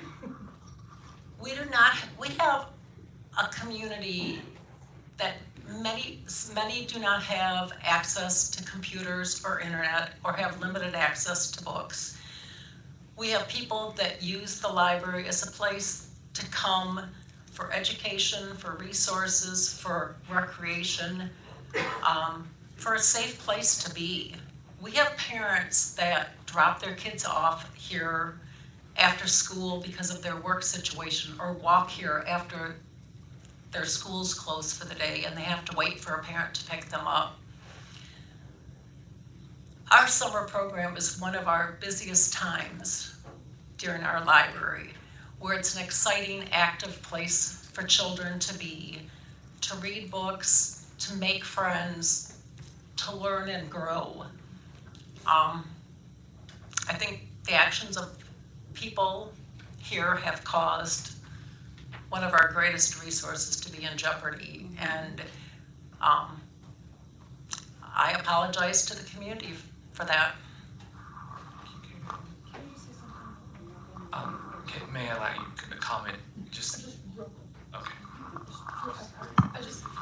I just want to give credit where credit is due. Lauren, since you have been here, we've seen over 100 new participants. Stop that. I have seen teens who are going through so much in their personal lives come in and confide in you. And that's amazing. Not many people, some of the teens don't have an outlet at home, and I think that's just so important that you've been there for them when they had no one. So I just wanted to give her credit. I don't praise her, I feel like, enough. I don't feel like I praise any of my staff enough. Just wanted to give you that. I've had so many teens come in this week, just where are you? I need someone to talk to, because of things that are going on in their own home. You're a major asset. Thank you.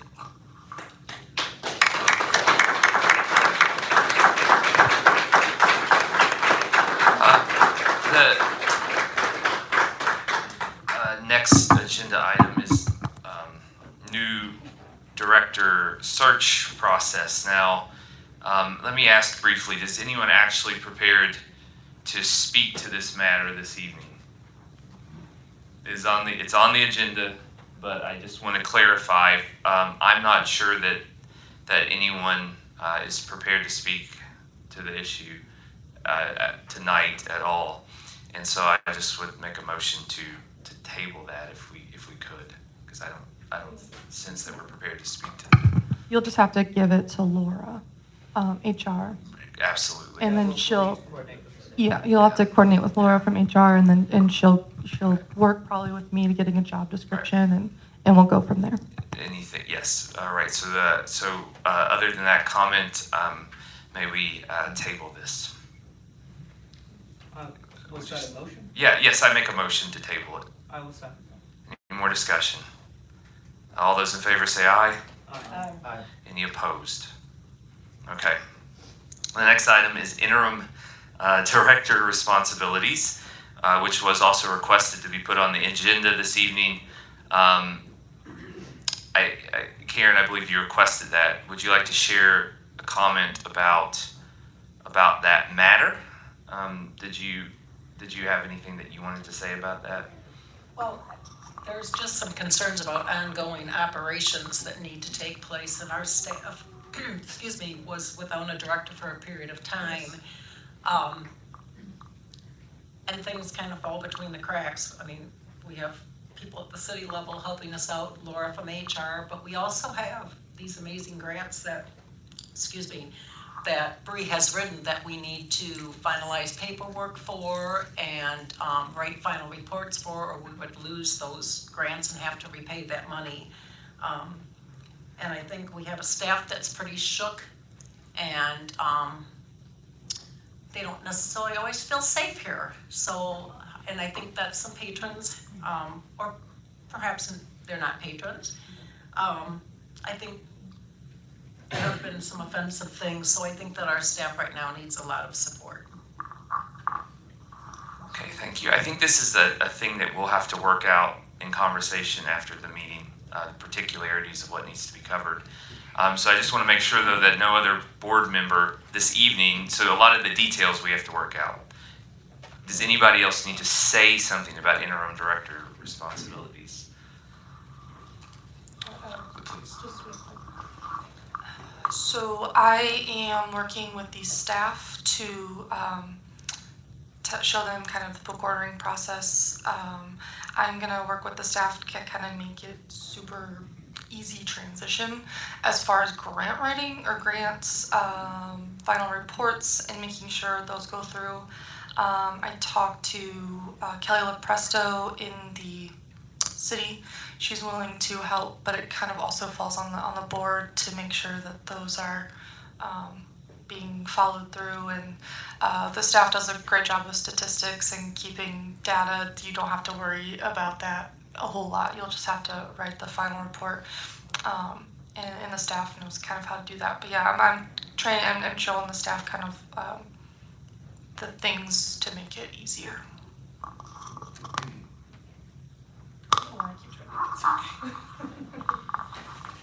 Okay, so that concludes new business. This again moves us to the place of public comment. There is a podium set up. We'll have a line. You can please go ahead and move behind. This is the microphone we want to use. Okay, behind Mrs. Miller there. I believe that's your name, correct? I'm sorry. It is. Okay, very good. Okay, and then if you could go ahead and approach the podium. We will follow. Yeah, please use the microphone. Again, we'll follow the 3-minute rule. George will time it, so George will notify you when your time is up. Please start with your name, only one time at the podium, and talking to the microphone. Thanks. Stop. One other thing. What about letters? Are we going to read letters at the beginning of public comment? Because we moved those to public comment. We'll read them after everyone's clear through, because they've already lined up, so we'll get them definitely. Every letter will be read. Joanne Miller. We have proven 2 wonderful librarians. Excellent circulation, excellent programs. Who the heck is ever going to want to come to this library when they know that they are going to be second guessed? That doesn't matter what their training is, doesn't matter what their degrees are. There will be people on this board who are deciding what should be purchased, where things should go. No matter how sincere a group of people or a single person is. Okay. No matter how morally certain you are that you have the right answer, it was made clear you cannot take out a category of books. Mr. Palladino, it wasn't an assumption, it was a Supreme Court case. You are asking for the city of Hillsdale to be put into financial jeopardy if you continue to decide who should be deciding who gets to choose the books. I don't want anybody choosing for me. If a parent feels that their child needs to be limited, the parent needs to be responsible for that. Yes, I understand.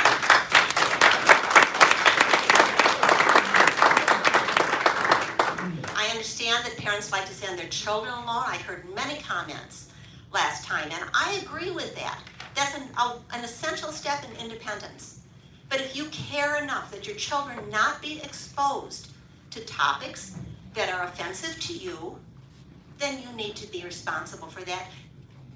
Not make everyone live by your rules.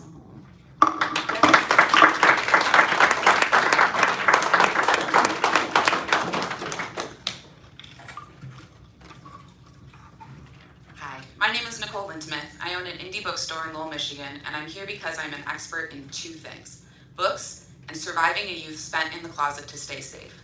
In both, I have seen exactly how vital our libraries can be.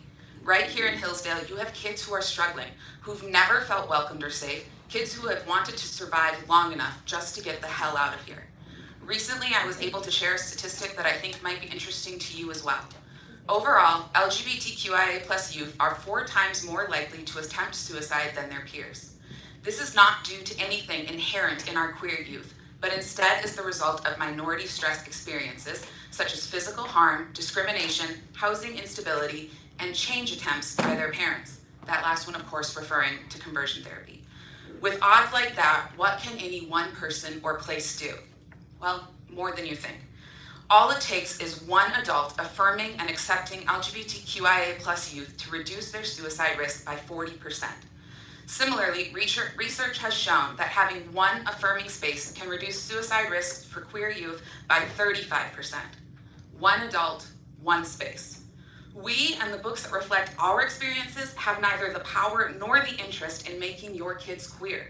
We just want our kids to survive into adulthood. I understand that books are scary.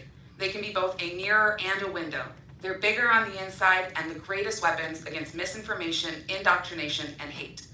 As parents, you are well within your rights to shield your children however you'd like. But to have the audacity to think that you, Josh, get to decide what is or is not appropriate for other families, I think it is appropriate for kids to have the ability to see themselves reflected in the books that they read. I think it is appropriate for kids to have the ability to see the wider world opened up in the books that they read. I think that it is appropriate for kids to give our kids the ability to learn, grow, and question everything around them at all ages. I believe in the First Amendment. I believe in personal freedom to read the books that challenge me, enrage me, comfort me, and educate me. Those are my deeply held core values and beliefs. And if your values are so fragile that a book can shake them, well, that sounds like a you problem and not an us problem. And finally,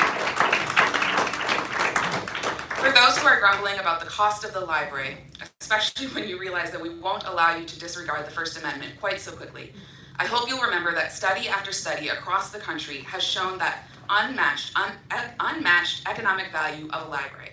With an average ROI of $5 in economic activity for every $1 spent, there is no other investment that you could make with that level of both tangible value and the intangible sense of community, knowledge, and safety.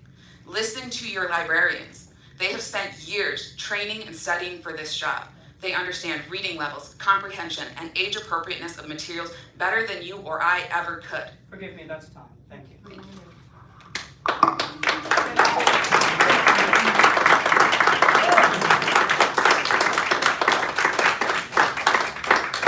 So, Mr. Palladino, remember me? Right here. I don't care about your notes, right? And so do lead with your name. Oh, I'm sorry. Tracy Fowler, County Resident. Mr. Palladino, here I am again. So, we have a problem with eye contact again tonight. Remember difficult conversations? We have those. Now, I had comments written tonight, so I could make good use of my 3 minutes, but here's what I discovered. My comments, I thought you were going in this meeting in the right direction and to do the right thing, but I see that some of you have chosen the good, right? Or what some might consider the good old boys decision, and you continue to support the hole in the hill and the crowd here that is representative of them. And I want to give a lesson, because when he was talking, he has Mr. Josiah Lippincott back here, who's a Facebook warrior about let's get rid of the contact city council to have the just board to close, right? So, thank you. So, I want to explain to you the sheltered life that you have lived in the case of... Yes. Thank you. So I want everyone here to understand when they laugh, when we say the library is more than a place for books, it is a place that children are supported. Ladies, you're amazing, and don't let any of these people from the hole in the hill convince you otherwise, because you are. And you worked hard to be where you are, and you know what this community needs, because you're a part of the community and you care. When we are sheltered folks that don't appreciate the diversity in our community, don't appreciate that kids don't have the same advantage that you do, shame on the teachers on the Hill and those who support them, and shame on the lessons that you teach that don't help you to understand that there's diversity, and oh my God, it's a beautiful thing. But when you live in your fantasy world, it doesn't help anyone. And you can't serve on this board and not bring the Hill with you. For God's sake, we're still looking at the Trump Pence. You can't get on that.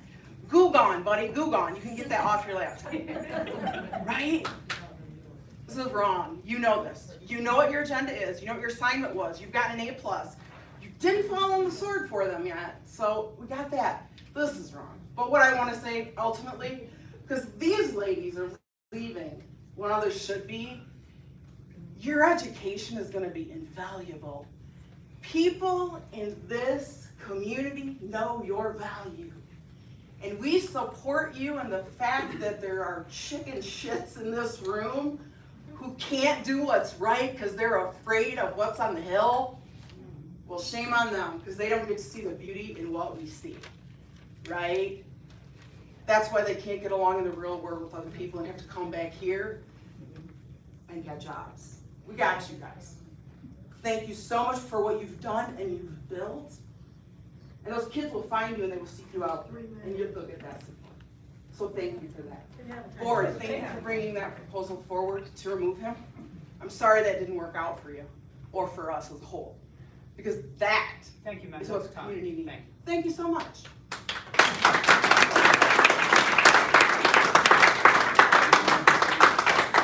My name is Watkins, and I am a resident of Hillsdale Township, so I do pay taxes into this library, just to be clear.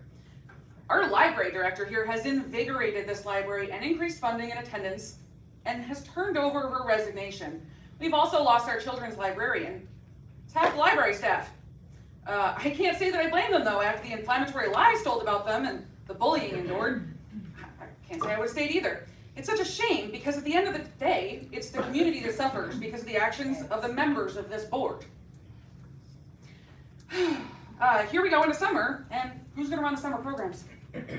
As a mom, I'm concerned about that. I have children. I'd like to know what's gonna be available for them. Congrats, Mr. Palladino, and all of his friends who have gutted this library at the expense of our kids' summer literacy programs.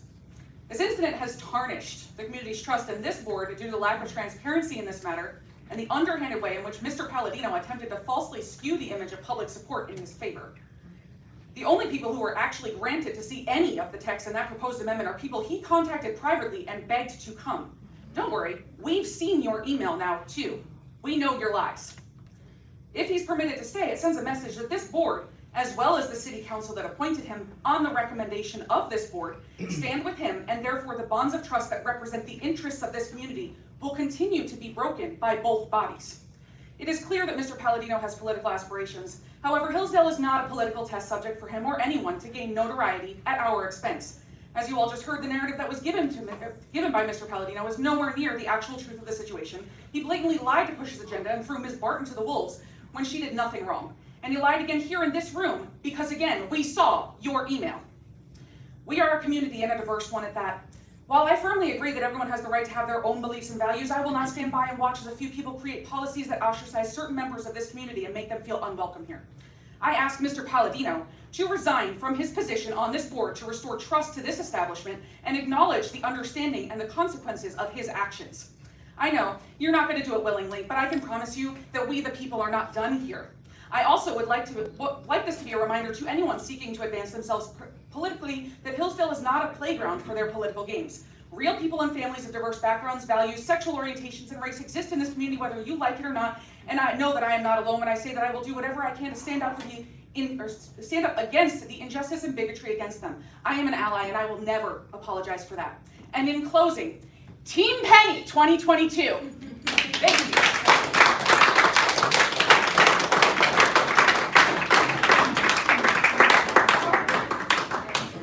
Reverend Dennis Wayne Scott. I want to thank you all for what you've done tonight. Joyce, I'm glad. I've worked with Joyce, and Joyce is a good man. He does know what he's doing. The mic. Oh, sorry. You're just a little soft spoken than the others. Okay, can you hear me now? Yeah. Okay. I'll restart the timer. Just start from the beginning. All right, thank you. But Joyce and I have worked together before on other boards, so. And the words I'm saying are my words because I am on the city, on some of the boards, but these are my words and not doesn't have anything to do with the city. But there was a comment made that says that you had to turn around and everybody had to almost think the same way. It was almost like the comment that was made. That's why you are a diverse people. You all have your own intelligence. You have everything that there is. I hate to see the director here leave or this young lady leave. But, you know, your jobs are important. Don't run away from them. Stand up. If you have a mountain As the scripture says, you know, tell this mountain, be thou removed, as long as you have the faith. Don't run away. Stand, and stand firm. You have to have a foundation to stand on, and that foundation is, if you're a Christian, you know it's the foundation of the apostles and prophets, with Christ being the chief cornerstone. But the thing you need to do is stand. Stay with the community. This is a good community, but because we all have diverse thinking and diverse understandings of things, doesn't mean it is time to quit and stop. You have a gift of working with the kids. The kids like you. You don't need to run away from that. You need to hold on to that. And Josh there, he does have the intelligence and the know-how to do a lot of good things. If you learn to work together, things can work in this. And this is a good community. Don't take off. Stand your grounds if it needs to be, but work together, because that's why there's 7 of you right there. Okay? God bless.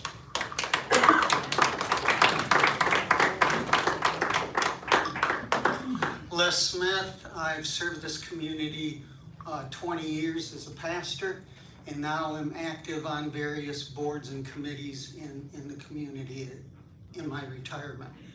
I don't know any of you, and I have no reason to question any of your motives or that you have the community's interest at heart.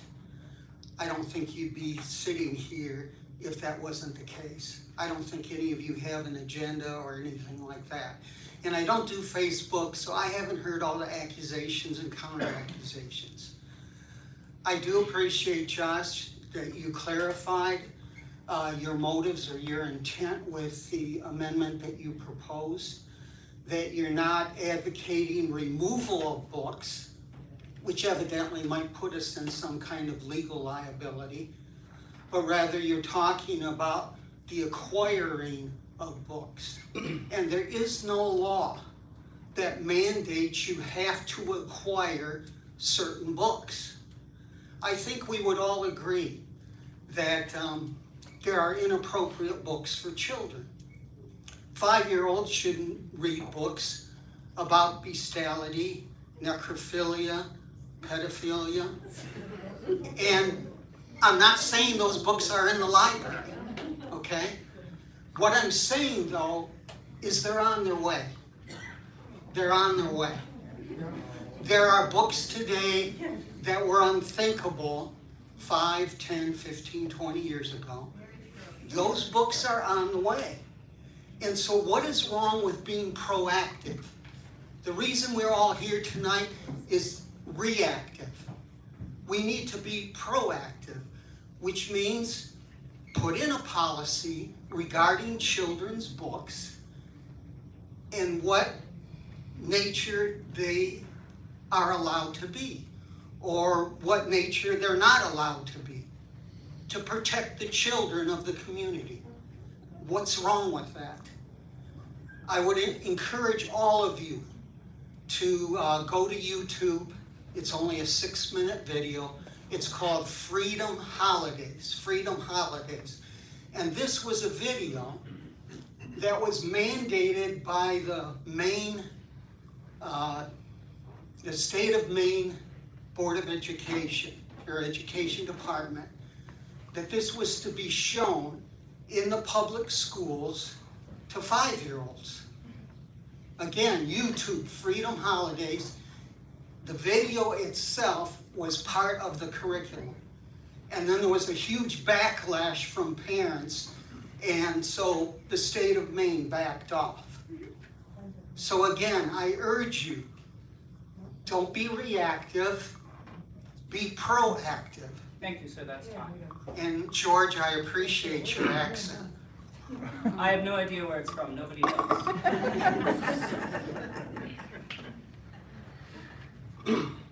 Hello, I'm Dan LaRue. I was born and raised in Hillsdale. Moved back. I love this town. I do agree the library should not be political. It should be apolitical.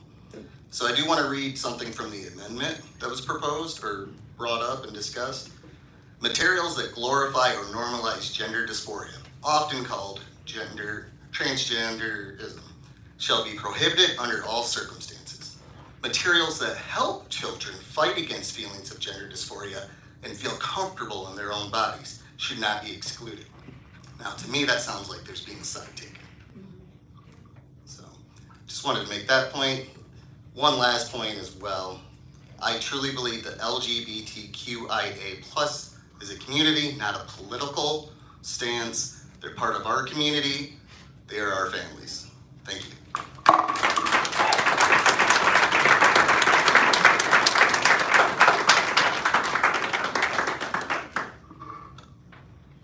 Hi, my name is Leisha Taylor, and I've chosen to give a statement based on someone who was not comfortable being here tonight. This is a revised statement from a queer and transgender member of our community who wanted to speak, but is afraid that a certain person would out them against their wishes to their family when they are not out. These are her words. Hello. I have been a member of this community for 27 of my 31 years. I was not able to attend the previous meeting, but I have watched it and have followed the situation. I'm going to try to compress my statements as much as possible since I am not speaking directly today. Forgive me, but I am nervous about my well-being. Firstly, I thought the mayor's statements were an adequate address of the situation, and I appreciate the pushback against the demonization of queer members of our community. However, I think it deserves to be said that the impetus to try to make this situation and the actions of Mr. Josh Palladino seem neutral or somehow make him out to be a victim in the same way as these librarians who did absolutely nothing wrong is misguided and ultimately harmful. Mr. Palladino was the instigator here, and in spite of his best efforts to pretend as though he was not motivated by anti-LGBTQIA+ sentiments, even he was not able to help himself from removing the mask when he was pushed at the last meeting. And in his email to his comrades, Mr. Josh Palladino specifically mentions transgenderism and the glorification of gender dysphoria, whatever that means. He lists LGBTQIA+ issues as a political issue on the same level as QAnon, and even makes an exception in his proposal for literature that relates to conversion therapy, aka torture. Our existence and our liberty is not a political issue or a debate. Queer people of all kinds, including trans people, have been around since humans first existed. And we do not disappear when you attack and abuse us. So when Mr. Palladino or the mayor tries to tell you that this was just about making sure no graphic sex books are in the children's section, ask yourself how many of those there are. The answer is 0. It's always 0. It was just a cover for their true intention. To people like him, our very existence is sexual and offensive. Please pay attention to our history and our present. The goal is to ostracize and ostracize us, and to go back to when it was more acceptable to hate us. And it's worth noting that you can be polite and a charming person and still cause real harm. Forgive me, that's time. Thank you.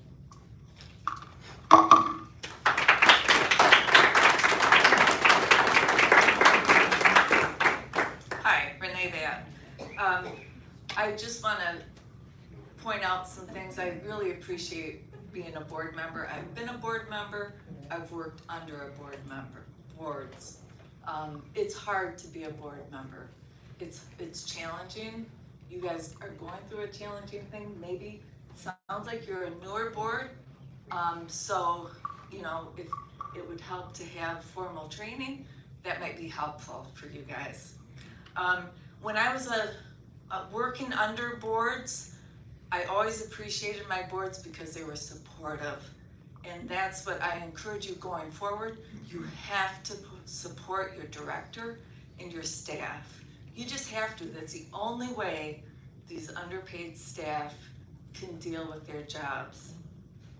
I appreciate the pastor saying, don't run. That's my feeling. Don't run, you guys. Stay in these jobs. You've got to do this. But the only way any staff can stay in this library is if the board is going to be supportive. You have to support them to do their job. They're educated, they know what to do. You have to support them. What is not helpful is if you're going to make accusations against them. As I heard on Friday, I heard that somebody had accused staff here of being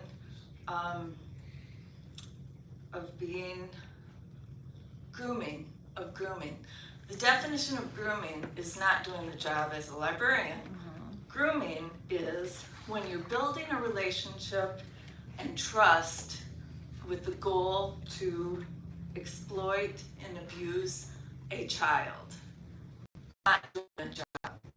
So I would encourage you to think about words that you choose when you make accusations, because it's harmful and it's a mischaracterization. So thank you for your time.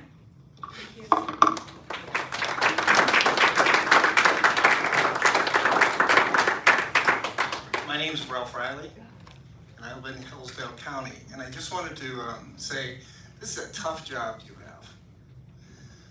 I would suggest that there's some things that would make it easier. One, I do not know this man. I don't know any of you. But if you see a wave of resistance across the United States, and you see it in the newspaper, and you see it on television, and you read about it every day, there is a common sense among people that the experts have failed us. So when somebody says, I'm going to use the appeal to expertise to say, I've had this many years of college, and I have been in politics for X number of years, or that I've been working in a particular department forever, take a look at what's happened in the last 2 years with experts. Take a look at our economy, take a look at our border, take a look at what we did in Afghanistan, take a look at what we just did in terms of providing $40 billion to Ukraine without even a monitor to how that is spent in a country that's the third most... I'm getting there. The third most corrupt nation in the world. And even the Pentagon said, if we do this, all we're going to do is delay it, kill more people, and end up back in the same position. So we have experts who say what we should do. I would tell you, it's not a public virtue to be an expert, and it's not a public virtue to do things that you should do. The one thing that I got out of this meeting is that Josh, and I don't know if he said things that were inappropriate or made people angry or made them feel insulted, but he was the person that I heard talking tonight essentially about the rules that he was following. He didn't make aspersions on people's character. He didn't say things that basically say, I don't like this person because he was mean to me. He didn't even blame troubles in the school and anything. He made a specific claim about what he wanted to do, which was to curate. And I understand curation very well. But what I heard, and this is, I would just ask you to be careful about it. Be careful not to, when you're speaking about somebody who is in what might be considered the vast majority of people who are accepting and tolerant of most different beliefs than they have. Don't be in a position where what you force is that virtue means compliance with a view that is in tremendous change at this point. It's the reason why in politics we no longer agree either on the tactics or the goals. And that's the reason why this nation is split. So I would say also, I read Tisby's book. Tisby's book, which is used as a... That was time, thank you. What's that? I did pause it a few seconds when you were interrupted. That was time. Okay, that's it. Thanks. Thank you, sir.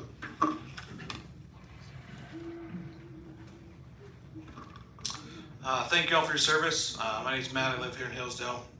It's thankless work. at the library as well. We love the library. I think my wife has maxed out our library card one too many times. And we bought a couple of books to replace the ones that our kids have lost. Felt terrible for that, so my apologies. But it's no Tropic of Cancer that's lost for 30 years like in Seinfeld, so we're okay. Amendment 10 to the Constitution says, the power is not delegated to the United States by the Constitution, nor prohibited to it by the states, are reserved to the states respectively or to the people. The Michigan Constitution says, all political power is inherent in the people. Government is instituted for their equal benefit, security, and protection. I took down a few notes during the meeting. Just wanted to read some. The power to decide what appears in the community library, including what books should be removed. Even though Mr. Palladino doesn't go that far, though I commend him for asserting what he has asserted, that power resides with the people, not a lawyer in Lansing or in DC, or even a lawyer or administrator in Hillsdale. Our country and community have departed from almost 200 years of judging what is and isn't proper for children and society at large to embrace in a public way. It has always been the purview of the political community to say what does and does not belong in the public sphere. We have been asleep at the wheel for decades, for too long now, as anti-American and sexualization of our youth have been infused into our society, including schools, media, libraries, and other institutions, by a bureaucracy and administrative state that is hostile to America and hostile to the principles of the West, Christianity, and the traditional family. The 1982 Supreme Court PICO decision referenced in the comments was a 5-4 decision that is still being debated as nebulous and unclear today. It also says nothing about community libraries. Besides, think of the ridiculous reasoning. If you follow it to its logical end, the reasoning states that if you don't include and keep books on every subject, you're violating the First Amendment. Arguments against Mr. Palladino say that we need to include all sorts of families and situations and views. If there are white supremacists in Hillsdale, shall we make a section and acquire books for them? What about pedophiles? Or those who would encourage a return to slavery? What about teaching children that they're inherently less because of the color of their skin? Of course, all of us would say we don't want to include those. At least I hope everyone would say that. This is a judgment that needs to be made by the community as a political body, and what he proposes is no different. The reason we have so many people show up with these kinds of issues is because they want to reassert their rights as citizens in the community. We should be happy that we have this problem. We should continue civil dialogue in Hillsdale, which includes strenuous argument and even sometimes harsh words. But it should be focused on policy and what the community wants. We should remember what it means to be a citizen. We are responsible for these questions and problems. We have to be involved, make our will known, and fix problems we see around us. That's time, thank you. Thank you.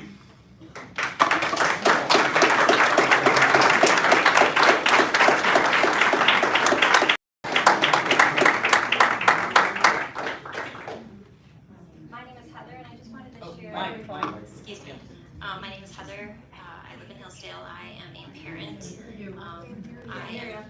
Just try to speak up a bit. Hold it a little closer. Forgive me, I'm a bit nervous.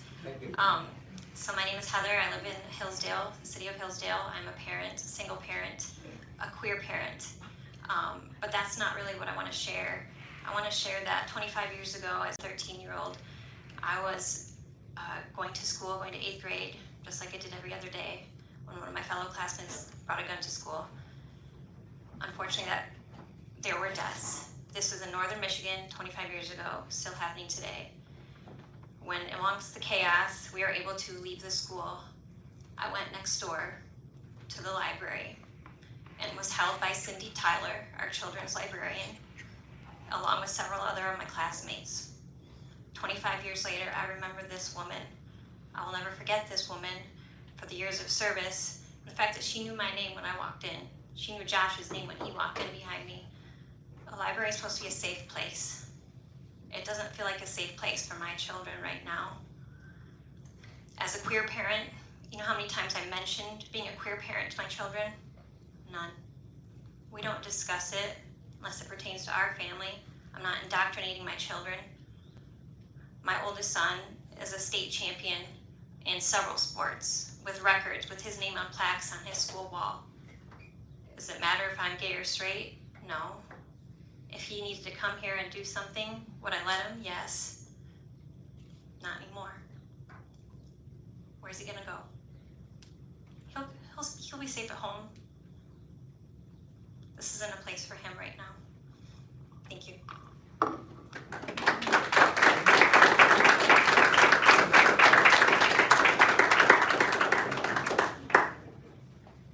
Deborah Brown, Hillsdale Township resident. Hold it up. Speak up a little bit closer, thank you. As a teacher in a small little schools around here, I can't tell you how important the libraries are. I use the Just one second, sorry. I think Oh, I'm sorry. I use the library all the time when we don't have resources at school. We don't have librarians at school anymore. We don't have librarians. We have people who don't have degrees. They do their best, but we don't have librarians. Our library doesn't have a budget. And so the books that are there are the books that are there.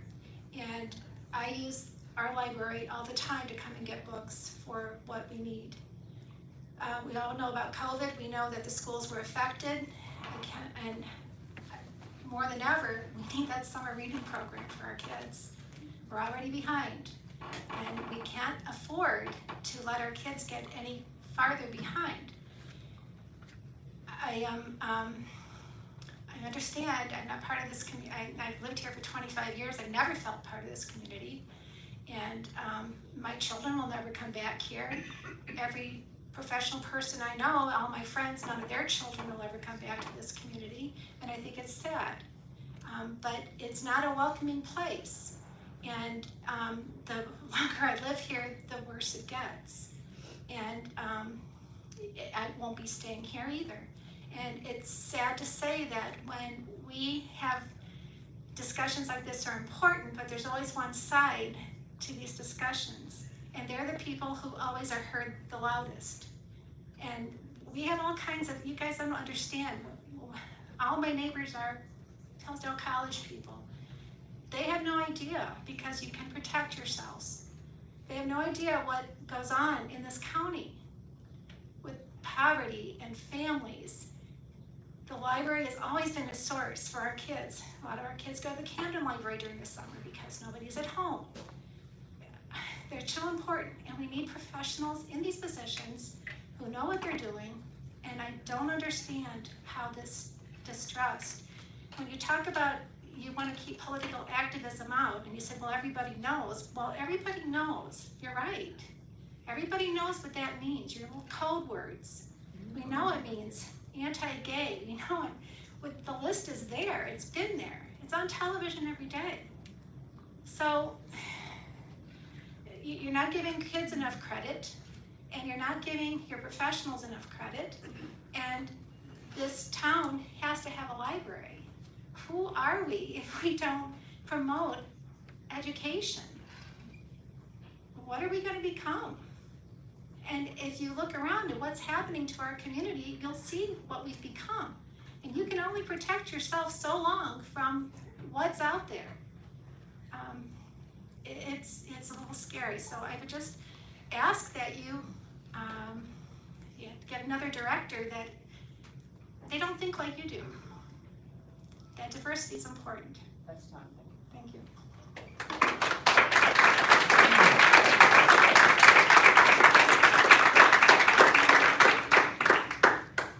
Good evening. My name is Brianna, Ward 4. I'm a lifelong resident of Hillsdale, and I'm not really sure what's happening to my community. I'm a longtime patron of this community library. I love this library. My first job was in the little purple building across the street, just right there. I'm not going to spend my time this evening discussing this invitation to a lost lawsuit amendment, which came from a city attorney, not a Google search. That should be moot at this point, nor am I going to discuss the blatant amount of hate that has been directed towards our LGBTQ plus population, as all my comments last week still stand. Curating books to exclude specific books is banning. You sat here and you talk about curating, and then you switched to banning. I don't know if it was a Freudian slip or because you know that's what you're doing. We have all seen your emails. I am standing before you to discuss what, as a community, we have lost due to the smear campaign by a person on this board. Looking at information that has been released to the public, this seemingly effective director, we have lost a grant writer who procured upwards of $9,000. $9,000 that the city doesn't have to pay. We lost a director who brought in an extra 1,000 patrons a month. We know what education does, and we know that books are powerful. 1,000 less. We have lost the innovative direction of an educated library director who brought in steady income with an ongoing book sale.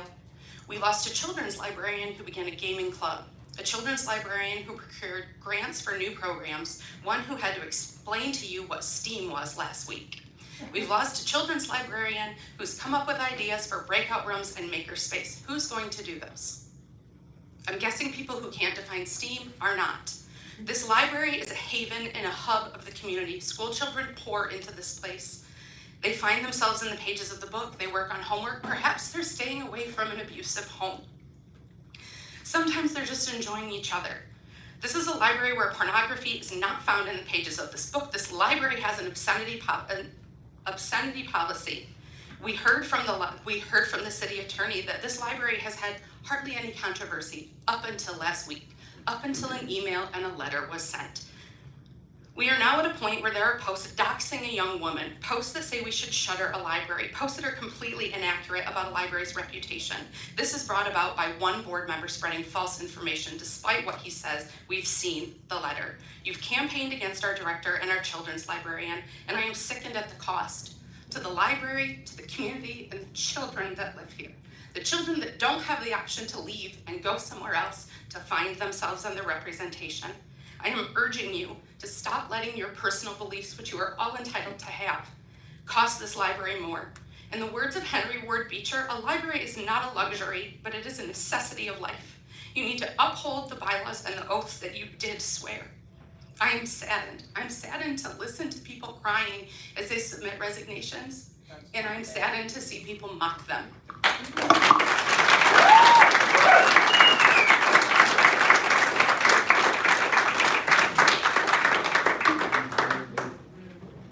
Penny Swan. First, I want to say, I know Josh. I've been to his house. I've seen his daughter. I don't think he's an evil man. I think he needs to humble himself and realize that what he's done and how he's done it is wrong. I have a letter here that was dated 12:04 p.m. Thursday, May 19th. The agenda was out. It was illegal to perpetuate anything that wasn't on the agenda. I know you have a lot going on in your life, and you should have not sent out this email and not spread it all over and cause this. We've had this sort of thing at Hillsdale City Council. When things are not put on the agenda and people spread it all out and bring up all this hype, and nothing gets accomplished except for dissension in the community, which is not good for the community. It's horrible. It's caused division. It's not bringing the community together. This is a sad day for Hillsdale. I've had somebody in the live stream, that the McGritchie family, that said this is a sad day for the community, and other people have echoed that. Like I said, I don't think Josh is an evil man. I think he had good intentions, but it was done wrong and not through procedure, and that's what happens when you have some wisdom and knowledge on how government's supposed to be run. So please humble yourself, Josh, and think about what this has happened and done to the community. We have to be inclusive. I don't agree with that lifestyle. I'm a Christian. I go to church. I'm not, like I said, I don't agree with that lifestyle, but we have to be accepting and loving of those people and help them. I don't mean those people like derogatory terms, just inclusive, sorry. I'm just heartsick of what's happened here. I hate seeing, the library was doing amazing. I was really proud of it. And the banned book, I looked up banned books. To Kill a Mockingbird in some places have been banned books. I mean, come on now, a banned book display. It was banned book week, so she had a banned book display. I just don't get that, I guess. I'm old. But please humble yourself. Think about the greater good for the community. An agenda has to be out there, and it shouldn't be shopped around before the agenda is out. That's just the way it should be. Like I said, we've seen this at Hillsdale City Council a number of times. It riles up the community. Nothing gets accomplished except for a lot of hurt feelings and diversity. And that's not what any board member or public official should do. Thank you.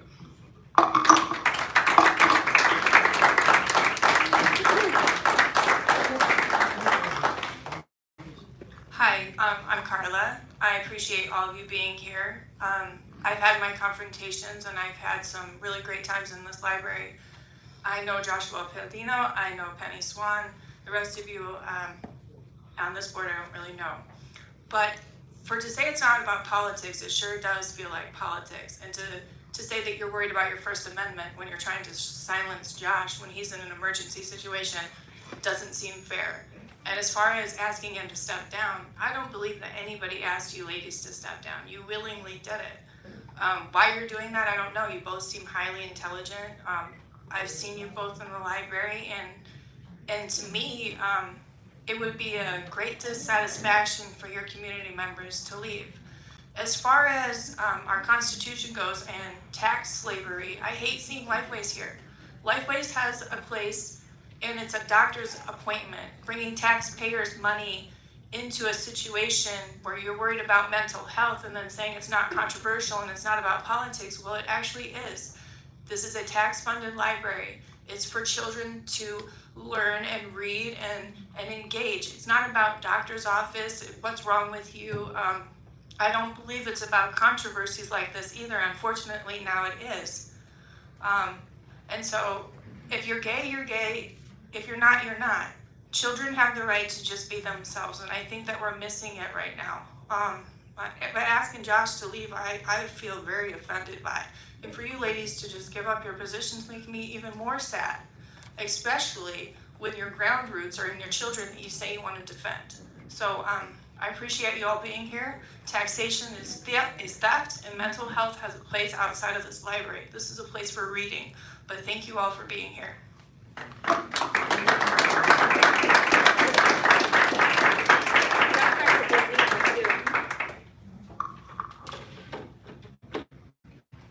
name is Paul Kluhl. I was here on Friday, so I remember. I'm a licensed attorney. I'm a PhD student here at the college. And I'm a library patron of this library. I am not speaking on behalf of Hillsdale College today. My views do not necessarily represent those views of Hillsdale College, and I'm not representing any client here today. First of all, I'd like to thank Josh for taking a very brave stand. He's a friend of mine and a very brave man to stick his neck out there and be subjected to the kind of disgraceful vitriol that has been poured out on this man. Is absolutely disgraceful, and to try to characterize, these people try to characterize themselves as victims, but this is the victim up here. He has stood up for what is right, and he has been disgracefully maligned. Josh, I'd like to thank you. I'd like to thank Mr. Allen for voting down this disgraceful attempt to remove this man from the board, and also Scott for doing so as well. The right of this community has been expressed already. The right of this community to set the standards of what material its children should be exposed to is absolute. Let them try and sue. Let them try. Nature and reason tell us that men and women have physical complementarity and biological reproductivity. That's the only way we get new life in this world. These other kinds of things that they're calling marriage can never result in new life. No exceptions. Nature tells us something about that. That's a truth that's very painful to hear. But I that paused is... the timer until the interruption ceased. Yeah, please stop. That's a very painful truth to hear, but it's one that's plain and in front of our faces. And if this country reaches a point where we are not able to express basic views that have to do with common sense without being shouted down, people are talking about they're afraid of their safety. Who's afraid of their safety when we had a room that was a vicious mob back here on Friday? Cat calls and interruptions. These people, some of them should have been removed from this room. That has no place here. This is supposed to be a dialogue. The other side is so fond of calling it dialogue. That's not dialogue. That's shouting from your position. You don't want to hear the truth. But too bad. You live in a country where you're going to have to hear it anyway.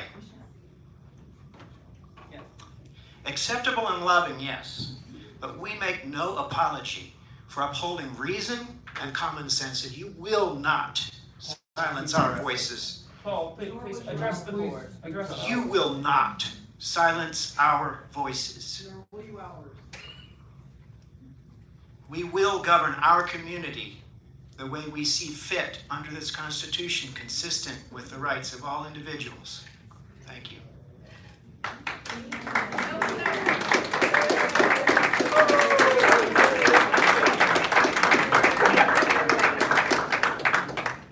Hello, my name is CJ Tonfrey. I don't think the mic's on. There. Hello, my name is CJ Toncray, and someone had mentioned something about the community involvement and that it was a negative thing. I find it exciting. I mean, if it takes controversy to get people involved, whether it be in the city council or at the library board, I mean, I find this amazing. The only thing that's disappointing is that people can't be respectful of each other.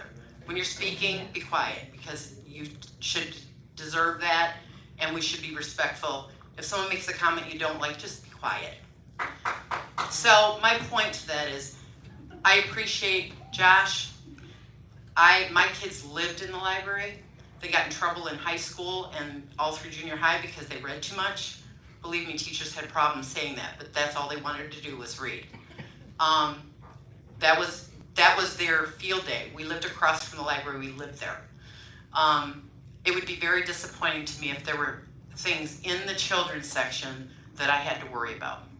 I would be very disappointed. I never heard anything about censorship or banning from what I read from Josh. The fact that we're asking it to be put in a different section of the library, I don't understand why that's a problem for anybody. If there's a child that wants to read that topic, I don't think anyone's going to follow them to the adult section and tell them they can't read that. But if that's not what my child wants to read, or doesn't know that that's what they're picking up, why is that a problem? I don't understand. But I'm excited to see this kind of turnout. I mean, wouldn't it be nice if you guys had this kind of turnout every meeting? No. I'm excited because the problem and the reason that we're in this situation is because the community has not been involved. And if it takes something like this to get them involved and at least know what the heck is going on in our community, amen to that. So that's all I wanted to say. And Josh, I appreciate you because I have grandkids that I want to protect. So thank you.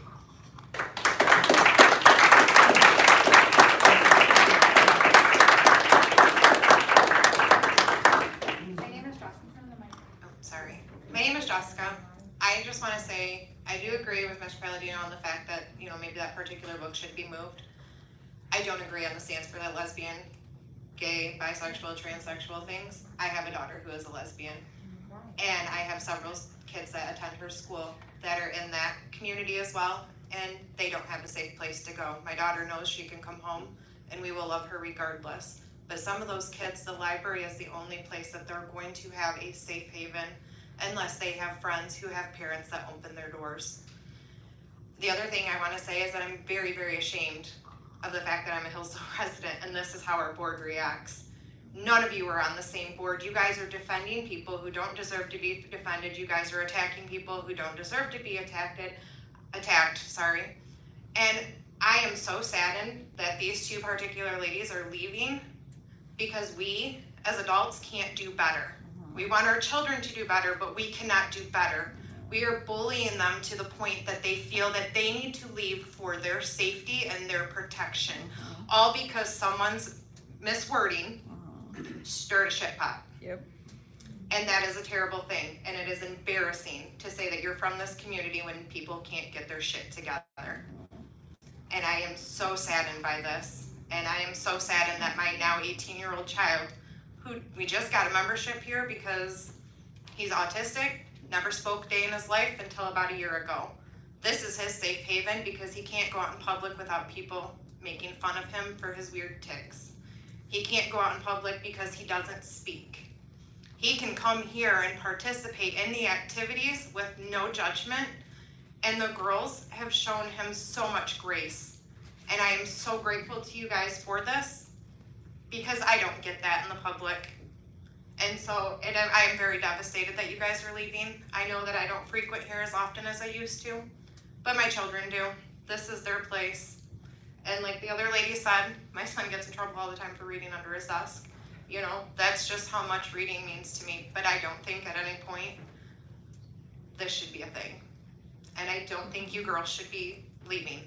I think you girls should stand up and fight for these kids who need so much more than the rest of the community is willing to give them. And I hope that you guys as a board get it together, because this should not be something that my best friend out of New York is getting all over her newsfeed. She shouldn't even know that this is a thing in our community. That's embarrassing. So I really hope you guys get it together.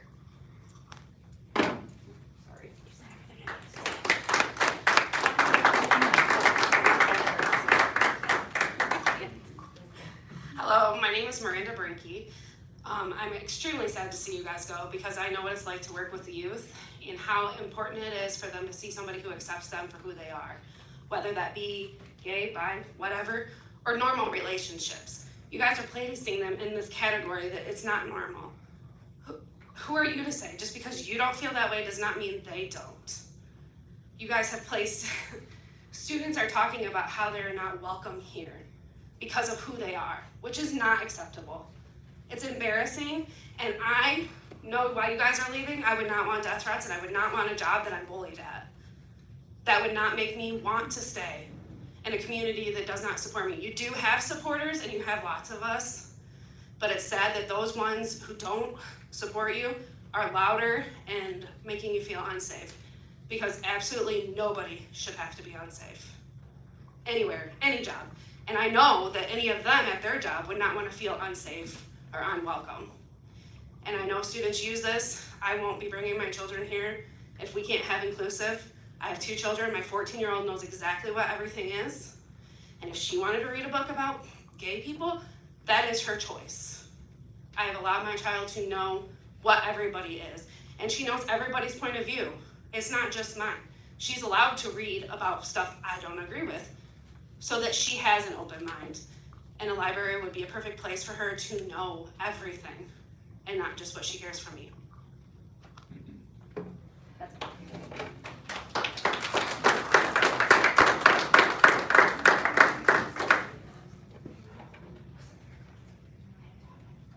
It's off when it says off.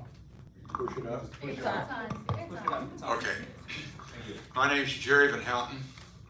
I live in Allen. I have lived in Hillsdale and Jonesville. I moved here in 1987 for 2 years. That's as long as I wanted to be here. And I'm still here.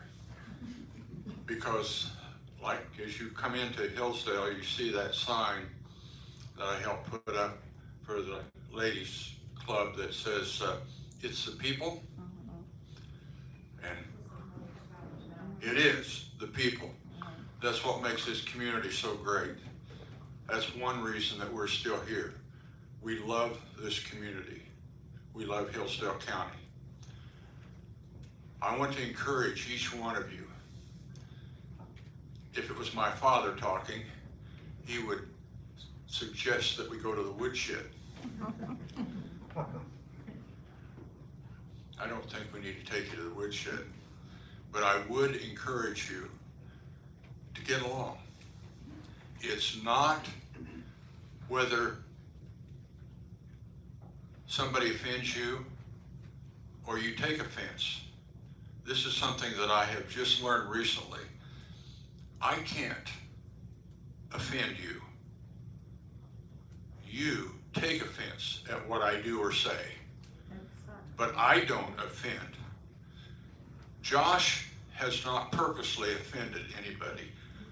You have not purposely offended him, but we take offense. That's on us. I ask you just to think about that, to work together for a board for this community that I love. Don't you quit. Don't you quit. That mountain can be removed if you will not take offense and if you'll work together for the good of this community.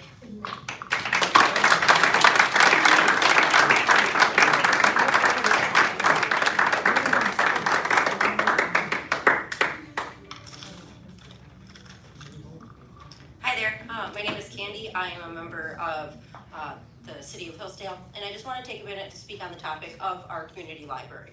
Emphasis on the word community. Community is all of us here in this room, and also the thousands of us who are still at home, at work, or unable to be here tonight. The community library is for all of us to use regardless of our political affiliation, gender, sexual orientation, or religious beliefs. And as such, the material selection should be representative of a vast range of human thoughts and experiences. No matter what we each think should or should not be in the library selections, the librarians and the board members have a constitutional obligation to all of us, not just a select few. I mean, we're talking about things like guaranteeing that the people have a right to receive the information of their choosing. Like when we're talking about prohibiting certain selections, that in and of itself is banning the opportunity to have that information available. And it was brought up earlier that there was an oath that was taken, and I assume that was to the Constitution, you know, the U.S. as well as the Michigan Constitution. And you all have had the duty put before you to do what is right in the best interest of the library, regardless of whatever your personal beliefs are. Unfortunately, we've also heard a lot about some people's personal beliefs. Instead of that being not a topic, it's now why we are all here. And when it comes to acting in the best interest of the library, I'd like to apologize to and thank our librarians. And I'm sorry that certain colleagues and community members have undervalued, mischaracterized, and distorted your efforts. But I want to thank you for your diligence and hard work in acting in the best interest of the library and for all of the patrons. And I'd also like to remind this community that the library and its staff are not here to make sure that your child only sees material that you approve of. That's your job as a parent. You don't just sit at home and then let your children watch whatever is on TV. You don't, just give them iPhones and don't monitor their usage. You go through their browser history. That's your job, to monitor their material that they're ingesting. You're also responsible for finding out what your kids are reading. So if you don't want them to read something, why are you not here with them, making the selections with them? But again, I just want to close and thank the librarians for all their work, and I'm really sorry that you guys are going to leave, but as someone who's been here for 12 years, I understand why you're leaving. The last few have been extremely brutal, and this town is not what it was when I first moved to Hillsdale, and I wish you all the best on your new jobs. Thank you.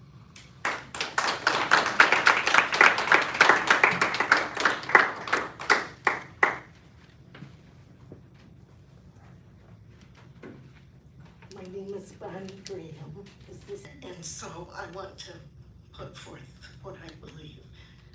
Josh, I commend you, first of all. You were brave in what you did, and you did it the way you felt or thought was the right way to do it. I don't believe there was malice, intent on your part. Some of the attitudes I've heard up here tonight are full of hate. There's no reason for that, and there's no excuse for that, okay? You are here because you are on the board.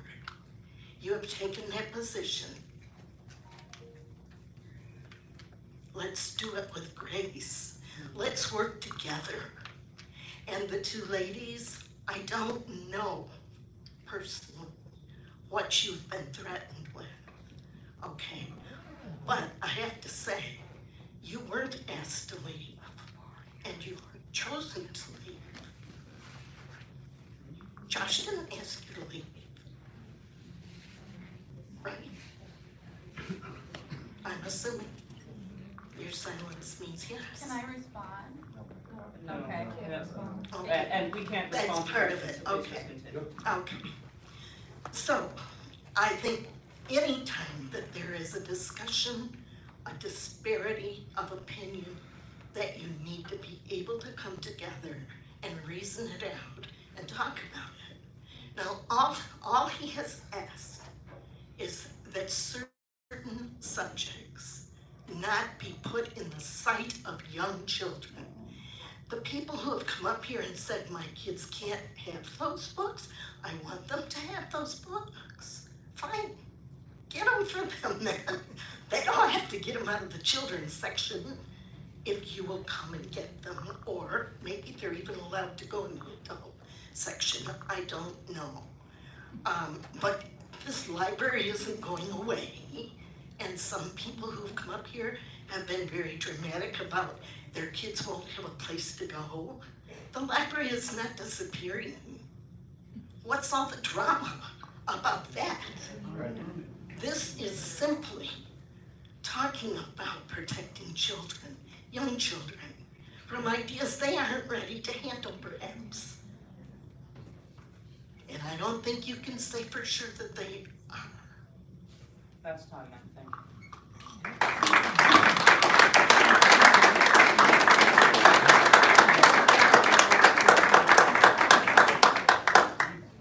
My name is Jaminda Springer. I am an educator here in Hillsdale. I submitted a letter to the board via email, but I would like to withdraw that as these are my comments. I want to just thank Josh Palladino for his attention to the problem of political and sexual displays of materials in the children's section of the Hillsdale Community Library. If the director of the library cannot identify and prevent controversial materials from being available to children at the library, the board must act.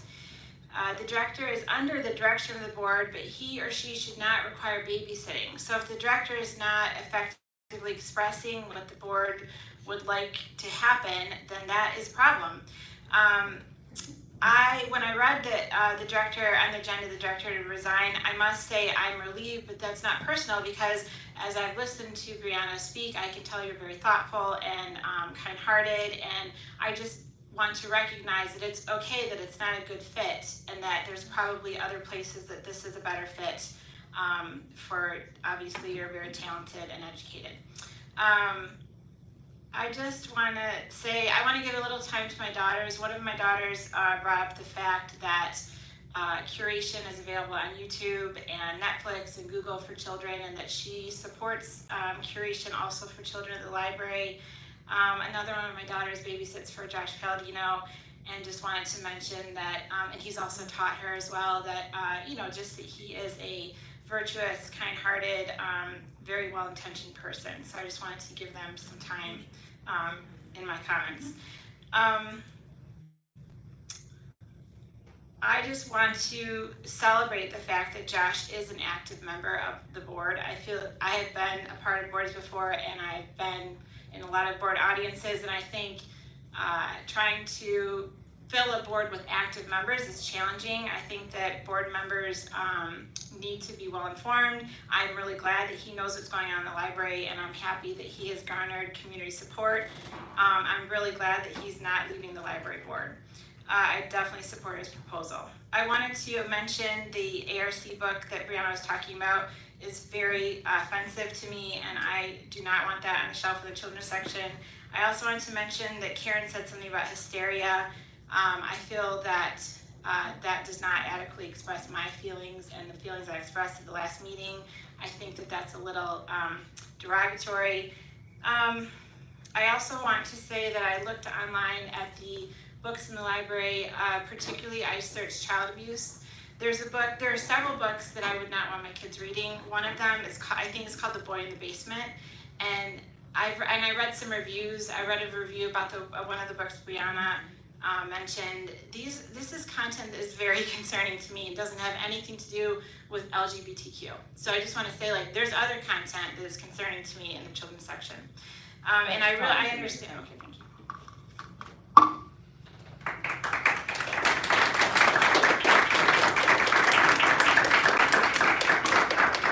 It looks like I'm the last, so maybe I can be your favorite.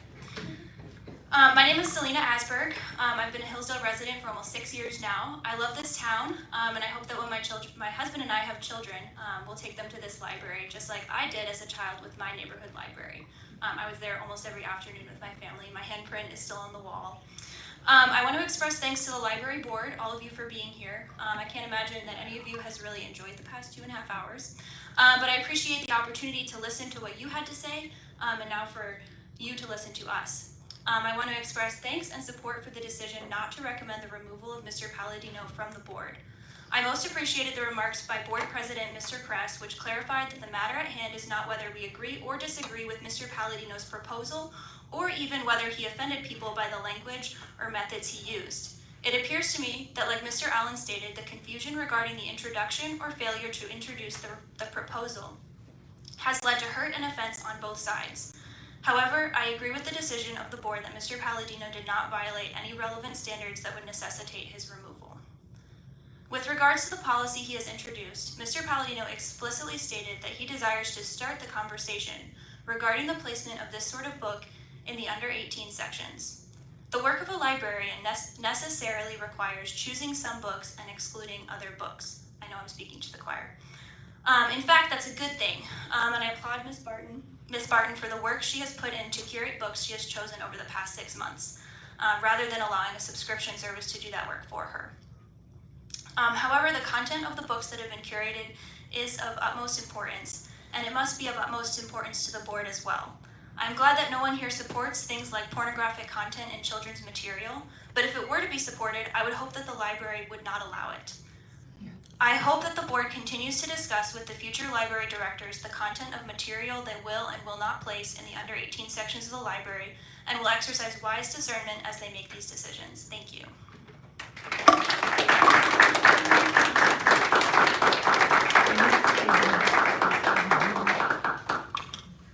Hi, my name is Linda. I live in the Hillsdale County community, not in the city of Hillsdale. But I have two things I want to cover. I was an elementary school librarian for a couple of years, and we had Harry Potter books, and the community was up in an uproar because nobody wanted the kids to read Harry Potter books. To my knowledge, none of the students there became witches or wizards. I had an open house for parents to come in and express their concerns, and nobody showed up. So we had Harry Potter books, and like I said, much to my disappointment, none of them are witches and wizards, because sometimes you could use that help from your former students. When I was in high school, I read probably junior high, young high school, I read trashy romance novels, and my dad drove him nuts. My dad's ultra conservative, but I had a bike and I could get myself to the library, so I read trashy romance novels. I did not become a trashy romance novelist. When I was, I think, 9th grade, my dad forbade me from reading Helter Skelter, and I read it anyway, and I did not become a cult leader and have people, kill other people. I did have nightmares, so learn to trust my dad a little bit more. It's, natural consequences. Having said that, and because, the gentleman who says, you're not necessarily experts. Experts are always people who come from someplace else, right? And not from your own, if they're from your own community, you're not an expert. You have to hire somebody else from some other community for them to be an expert. But I do have a master's degree in library science from the University of Kentucky. And when you go through that program, you learn about community standards. Okay, you have to set community standards, and from what I hear is there is a mix here in this community of standards. And I would, like other people, I would encourage you guys not to leave. I would encourage all of you to come together. It doesn't have to be one or the other. It can be both. It can be both. Okay, and you guys can work on it and find that balance. We don't have to have extremes. You can find that balance of, yes, I can have LGBTQ plus, sorry, I know I'm getting the letters, I always get the letters mixed up, but you can have that, okay? And they can be age appropriate. You can have both. You can have the little penguin book with Petey the Penguin has two dads. You can have that in the little children's book, and it can be age appropriate. It can be both. It doesn't have to be one or the other. So, like I said, I'm not quite sure what the fear is if little kids read books about a penguin who has two dads, because like I said, I'm still waiting for those former students to become witches and wizards, and they haven't. So, thank you.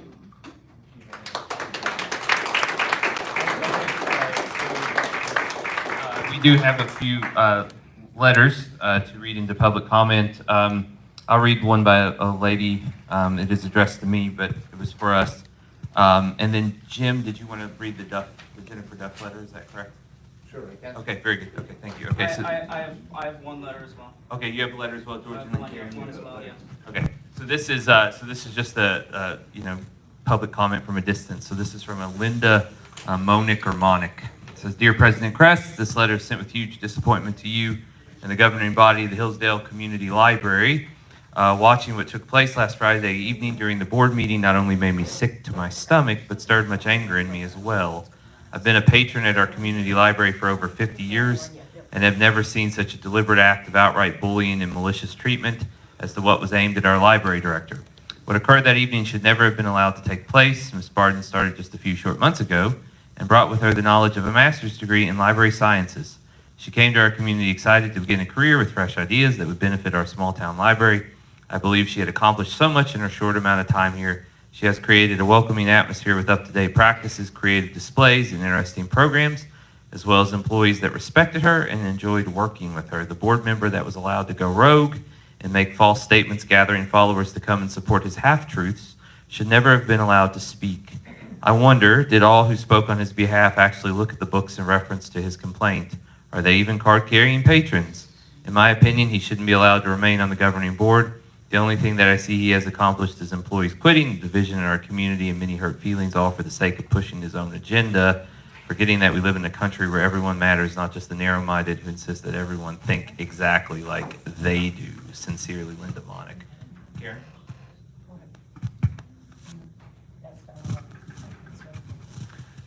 This letter is from Jennifer Duff to the Hillsdale Community Library Board of Trustees. After attending the May 20th, 2022 board meeting and now losing not only a children's library director but also your library director, I am appalled and sickened by the behavior of the board. It was apparent that only 2 of the 5 board members were even in support of the director, a director who, I might remind you, has been bringing in grants and funding to help support our community library. I am an educator here in Hillsdale, and for the last 16 years, I have used our library for my efforts in teaching as well as in parenting my 3 children. The community library should be there for the community, and at this time, it is clear that the board is not a clear representation of the whole community in which it should be of service to. I am also on a local board, and our positions are to serve the community and not to further our own political viewpoints or personal agendas. I am saddened by the most recent events and always felt the community library should be a safe space for children to come. I want my children to have big hearts and big minds, and when we start censoring and banning books, this gives way to closed-mindedness and ignorance. I am a firm believer in acceptance and love for all. Our community library should have options. You are trying to take those options of parents away because some are afraid of the big minds their children could have. I pay taxes on 2 different homes here in Hillsdale and would gladly vote against any millage that your organization brings forth from this point on due to this public space becoming space for only some. In closing, I urge you to reconsider this proposed amendment. I also urge you to consider seeking resignation from Mr. Palladino. My family and I work, play, and learn here, and we would like to continue to do that in our community that is open and accepting to all people. Sincerely, Jennifer Duff. I received one letter from a Jonathan Sobieski. Hi, George. I'd appreciate it if you read my letter at tonight's meeting. The Hillsdale Community Library Board and city residents should consider themselves fortunate that the director quit. Hillsdale does not need political activists from out of town running our library. The director was only here a few months and almost immediately started pushing her political and sexual agenda on the children of this community. Thank you to Mr. Palladino for exposing this. How can the board make sure they do not make the same mistake with their next hire? You could start by only hiring a Hillsdale city or county resident. If the board doesn't recognize the failure they made with hiring of the last director, then we should expect the same thing to happen again. Jonathan Sobieski, Hillsdale resident, and someone whose children use the library often. Is that all the letters? No, I have another one. You have another one, okay. Lauren Spencer, that should have been forwarded to us? I don't believe I received that one. Go ahead, Jim. All right. This letter is from Lauren Spencer. To the Board of Hillsdale Public Library.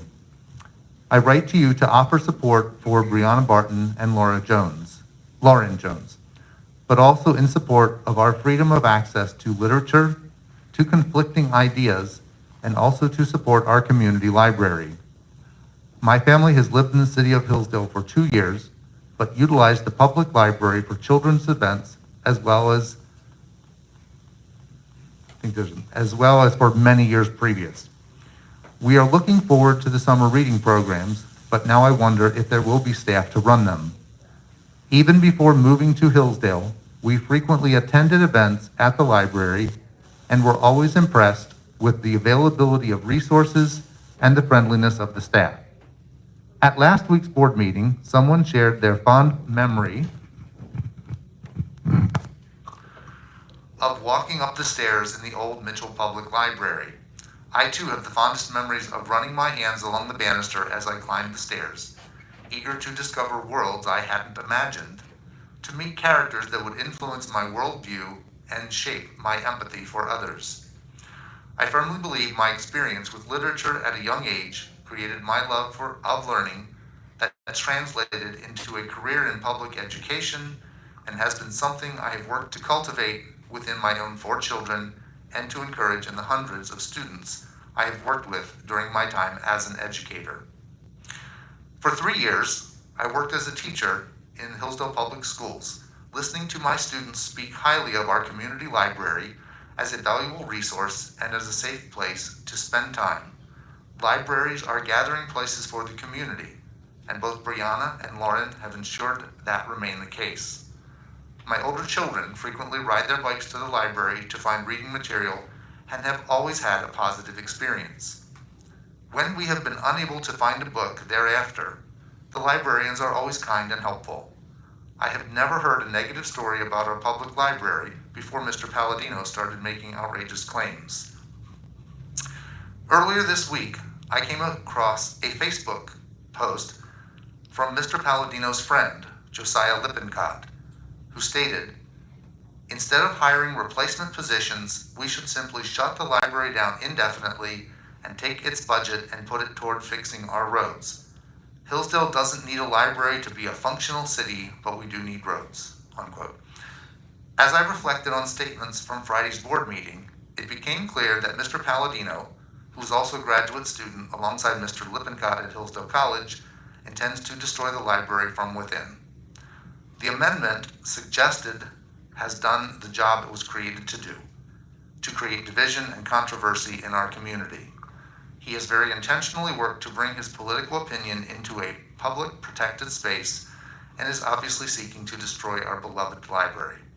I do not believe that he has the best interest of our community in mind. This move is clearly following a political agenda, as the ALA is reporting more than 729 challenges in 2021, and states in an interview with NPR, reported by Forbes, that, quote, "It is unusual to have more than 500 challenges in a year." Additionally, the article includes the following information. This is from the Forbes article. Last year, lawmakers across the country spurred a wave of ideological challenges to books, including in Texas, Oklahoma, and South Carolina. Books were also removed from schools in Florida, Virginia, Kansas, Utah, and Missouri, and some criminal charges against librarians were waived, though they have largely been unsuccessful, according to the New York Times. Newspapers across the United States are reporting unprecedented attempts to censor public libraries as well as school libraries. We must take a stand to protect our access to information and to provide literature that is age appropriate, curated by librarians we trust, such as Lauren. I believe the Hillsdale Public Library Board will put the interest of protecting literacy, protecting our children by allowing them to have access to literature that could very well help them through difficult situations, and protecting our access to information in the forefront by considering the removal of Mr. Palladino, who seeks to upend our community for political gain. The public library should be a safe haven for all children. Well, I don't time letters. Yeah. This is not, Okay, yeah, it's fine. I am reading a letter, it is not public comment. We included it under public comment. Yeah, it's unclear. I wasn't timing the letters, forgive me. It didn't occur to me to time the letters, even though, of course, it's part of public comment. We're at 5.5 minutes. Thank you, Jaminda, thank you. It's just, we'll continue. I'm sorry, Jim. It's procedurally, that was my fault, okay? We should clarify. Let's keep going. I think upon reflection, Yes, if we we're should. treating the letters That was- as public comment, that we was should my give it fault. as much space as any other, yes. Thank you, that's correct. Yeah, George, will you time the remaining comments? Yes, I will time any other letters, yes. Here. Jim, that was my fault. That's fine. Yeah.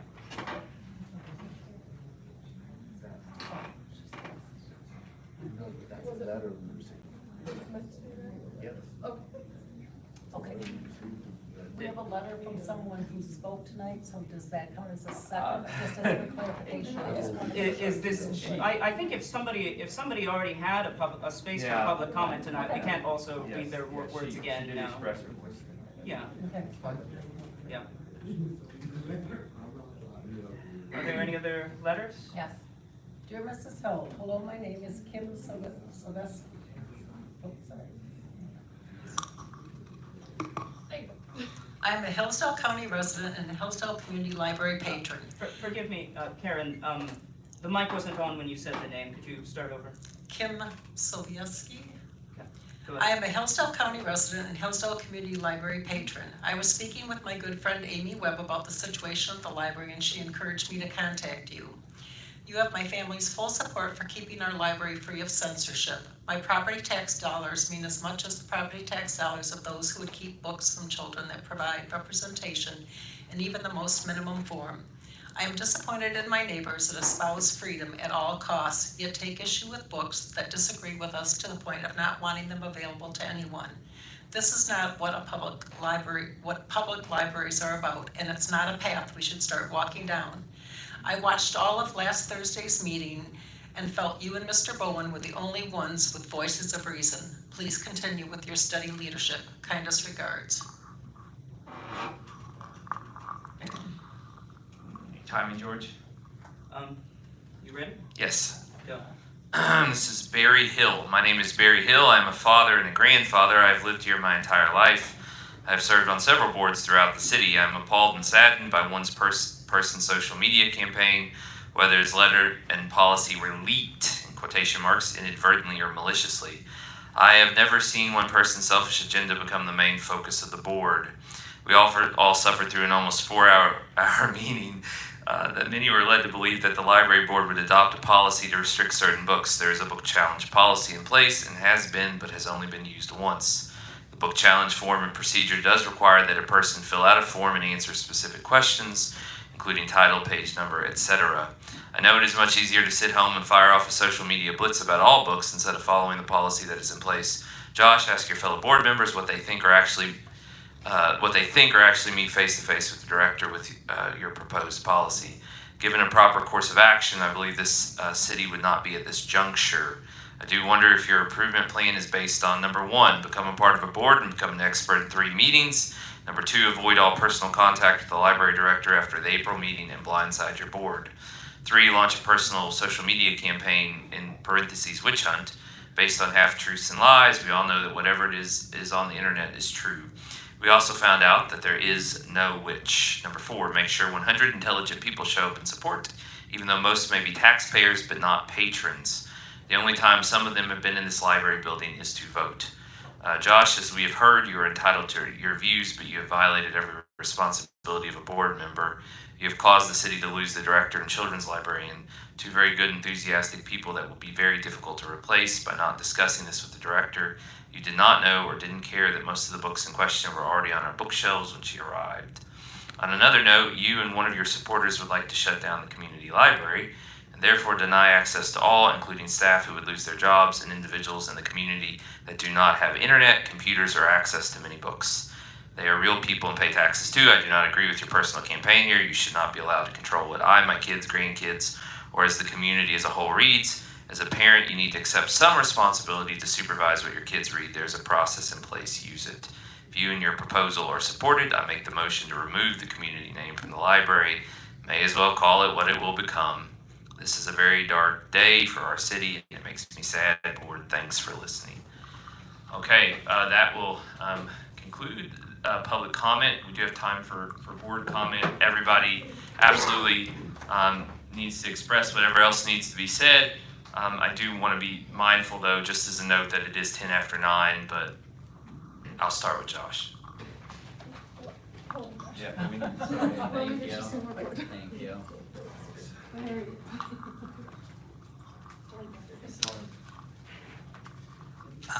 Just 2 quick points. I don't use social media at all. I do have an account, but I don't post on them, haven't in years. What's the other point? Oh, several comments about me instigating the email. I sent the email after a protest was scheduled against me. That means that someone on the board leaked the proposal, right? I don't see any other way around that. I haven't accused anyone because I don't know who it was, but I knew nothing about this. I had not told anyone about it until May 19th when I was informed about the proposal, or when I was informed about the protest. It's just a question of who you're going to believe, and I mean, we already see there's a clear split on that, but no intention of instigating anything. I saw the protest, it was mischaracterizing it, so I thought I should get some people to come in and try and help me rein things back in to get us back to what the proposal actually was. I think those are my 2 things. We'll pass it this way. I'll make comment briefly. There's several things I'd just like to say about what happened over the course of the last month. I'm just saying things that I believe are actual. I mean, they really happened. I'm not, one way or another. I just want to say I think these things are events that really took place, and you can interpret them however you want because it's very hard to do. The first is there was a meeting in April with a discussion, but I do want to point out that there was a discussion. People said things, but no motions were made, no proposals were discussed, and no one at that point had taken anything like a clear pathway forward. Like there was nothing. There were things that were said as far as discussion, but that happens in meetings when there's ideas put forward, and a lot of things were said that night, and from different. For example, we had a discussion about a book called Bathe the Cat, which I'm unfamiliar with, and that in fact was initiated by a community member, I believe. But I mean, there was just lots of things that were talked about that night, but there was no proposal, there was no action, and I just want to be clear about that because I think not too long after that point, there probably were stories that maybe there had been some type of action.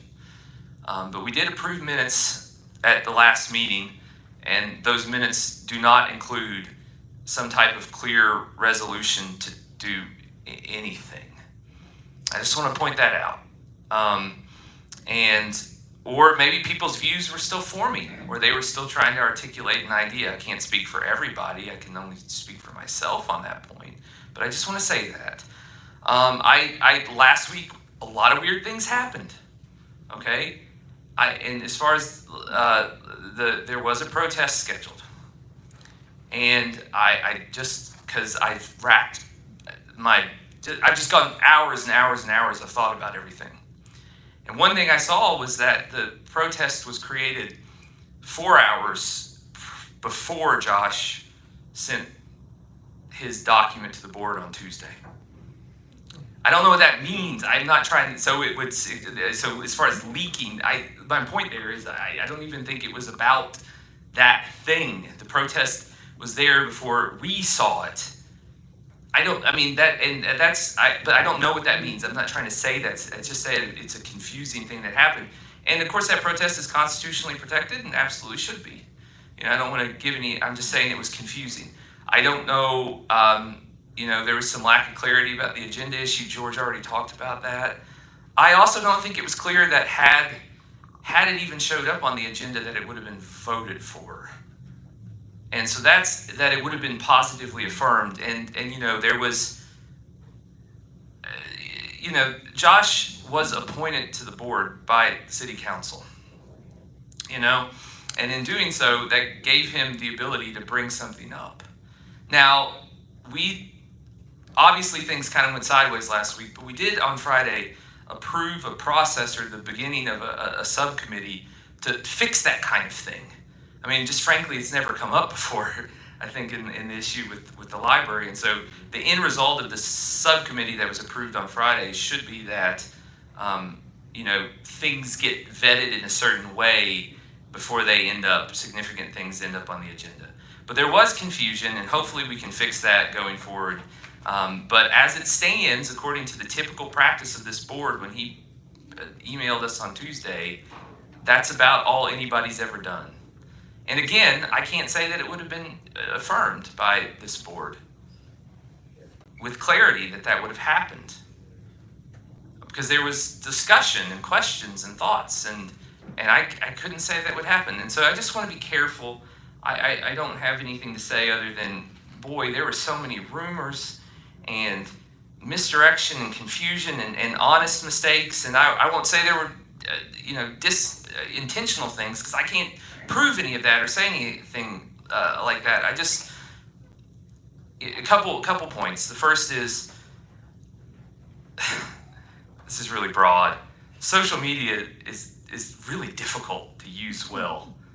And it just circulates it sometimes spurs lots of confusion. The second point is, maybe if you wish he was not on the board, and that's fine if that's your view, but also, it's probably true for other boards in the city. People don't join them. There's always vacancies, So you can join a board. There's a library vacancy. I mean, nobody competes for this. I don't know. If they only knew. I've never seen a situation in this board, and I haven't been here very long, but I've never seen a situation where there were multiple applications to join the board. Never. And there probably won't be in the future. But I'm just saying, you can do that, and then you can say things and propose things too. Hopefully, according to a better process than last week. But you can do that, Anyway, thank you. Thank you, Scott. I guess I want to start by saying to both Jerry and Carla that spoke and asked about us asking Josh to leave. I basically asked Josh to leave because so many things that I underlined in this book that I didn't even get a chance to fully read because I knew it was time consuming, but I think you got the drift. He did not follow the guidelines in our trustee manual.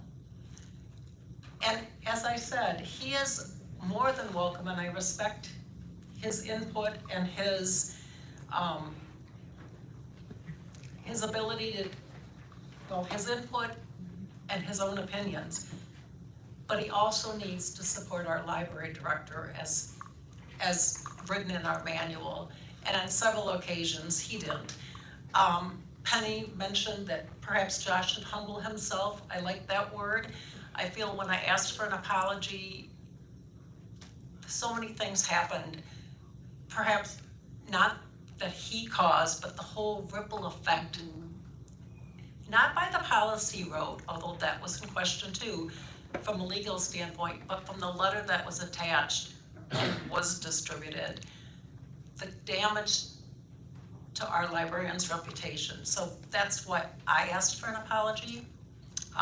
That obviously wasn't forthcoming, and it's unfortunate that we've lost our director over that situation. Reverend Wainscott and Renee, who spoke and said they'd like her to stay. I guess I'm asking you, would you feel safe in this? Would you stay in a job if you didn't feel safe? I went through her. Yeah, they can't answer. And I appreciate that. And again, I just want to close in saying we are a community library and we do represent everyone and we will work together.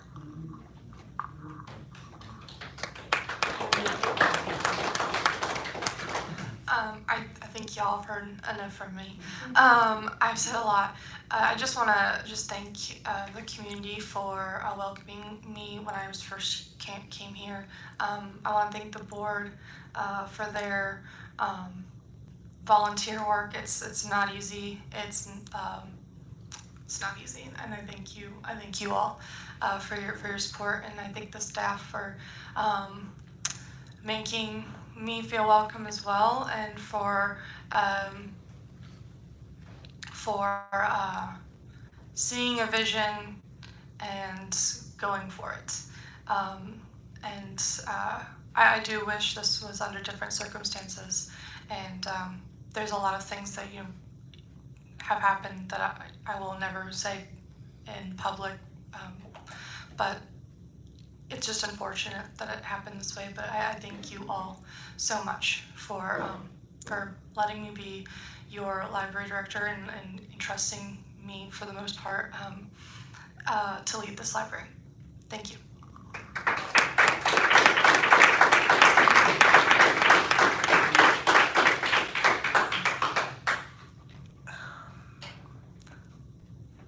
I hope we will use our words carefully moving forward.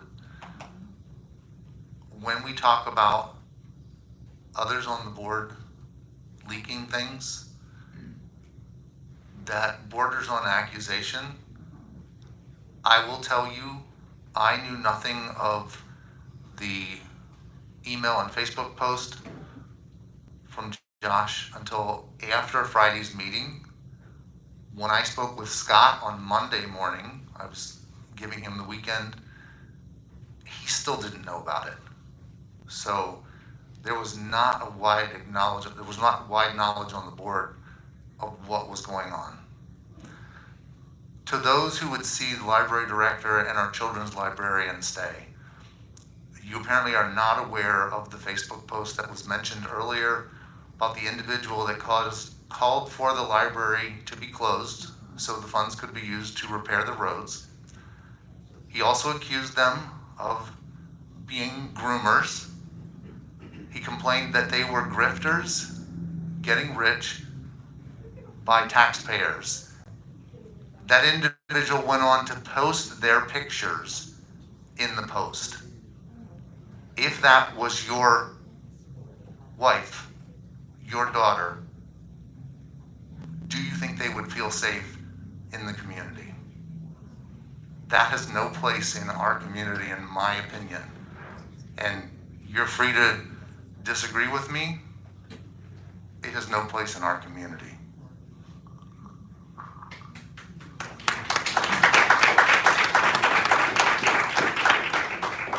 Thank you. Yes. Can you move that? Oh, yes. No reason. Distraction. Appreciate that. We'll get more batteries to have in stock next time. Sorry.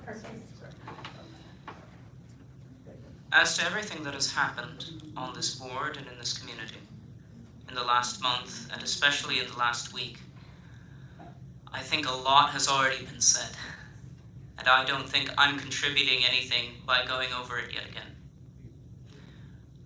I would like to thank the departing director and the children's librarian for the extremely professional and competent job they have done to date. I would like to thank all the staff for their ongoing heroic efforts for this library, including going through this absolutely incredible situation that I had never imagined seeing. Looking forward, the most important thing I want to emphasize is that the library is still here. We will continue to function. I will do everything within my power to be involved in whatever way is appropriate to make sure that continues to happen. I believe a lot of things have surfaced. A lot of things have been discussed. But I think if there's anything that concerns me and that wounds my own conscience, it is the question of culpable neglect. Have we taken this for granted? Have we not taken this seriously enough? Have we not been involved enough?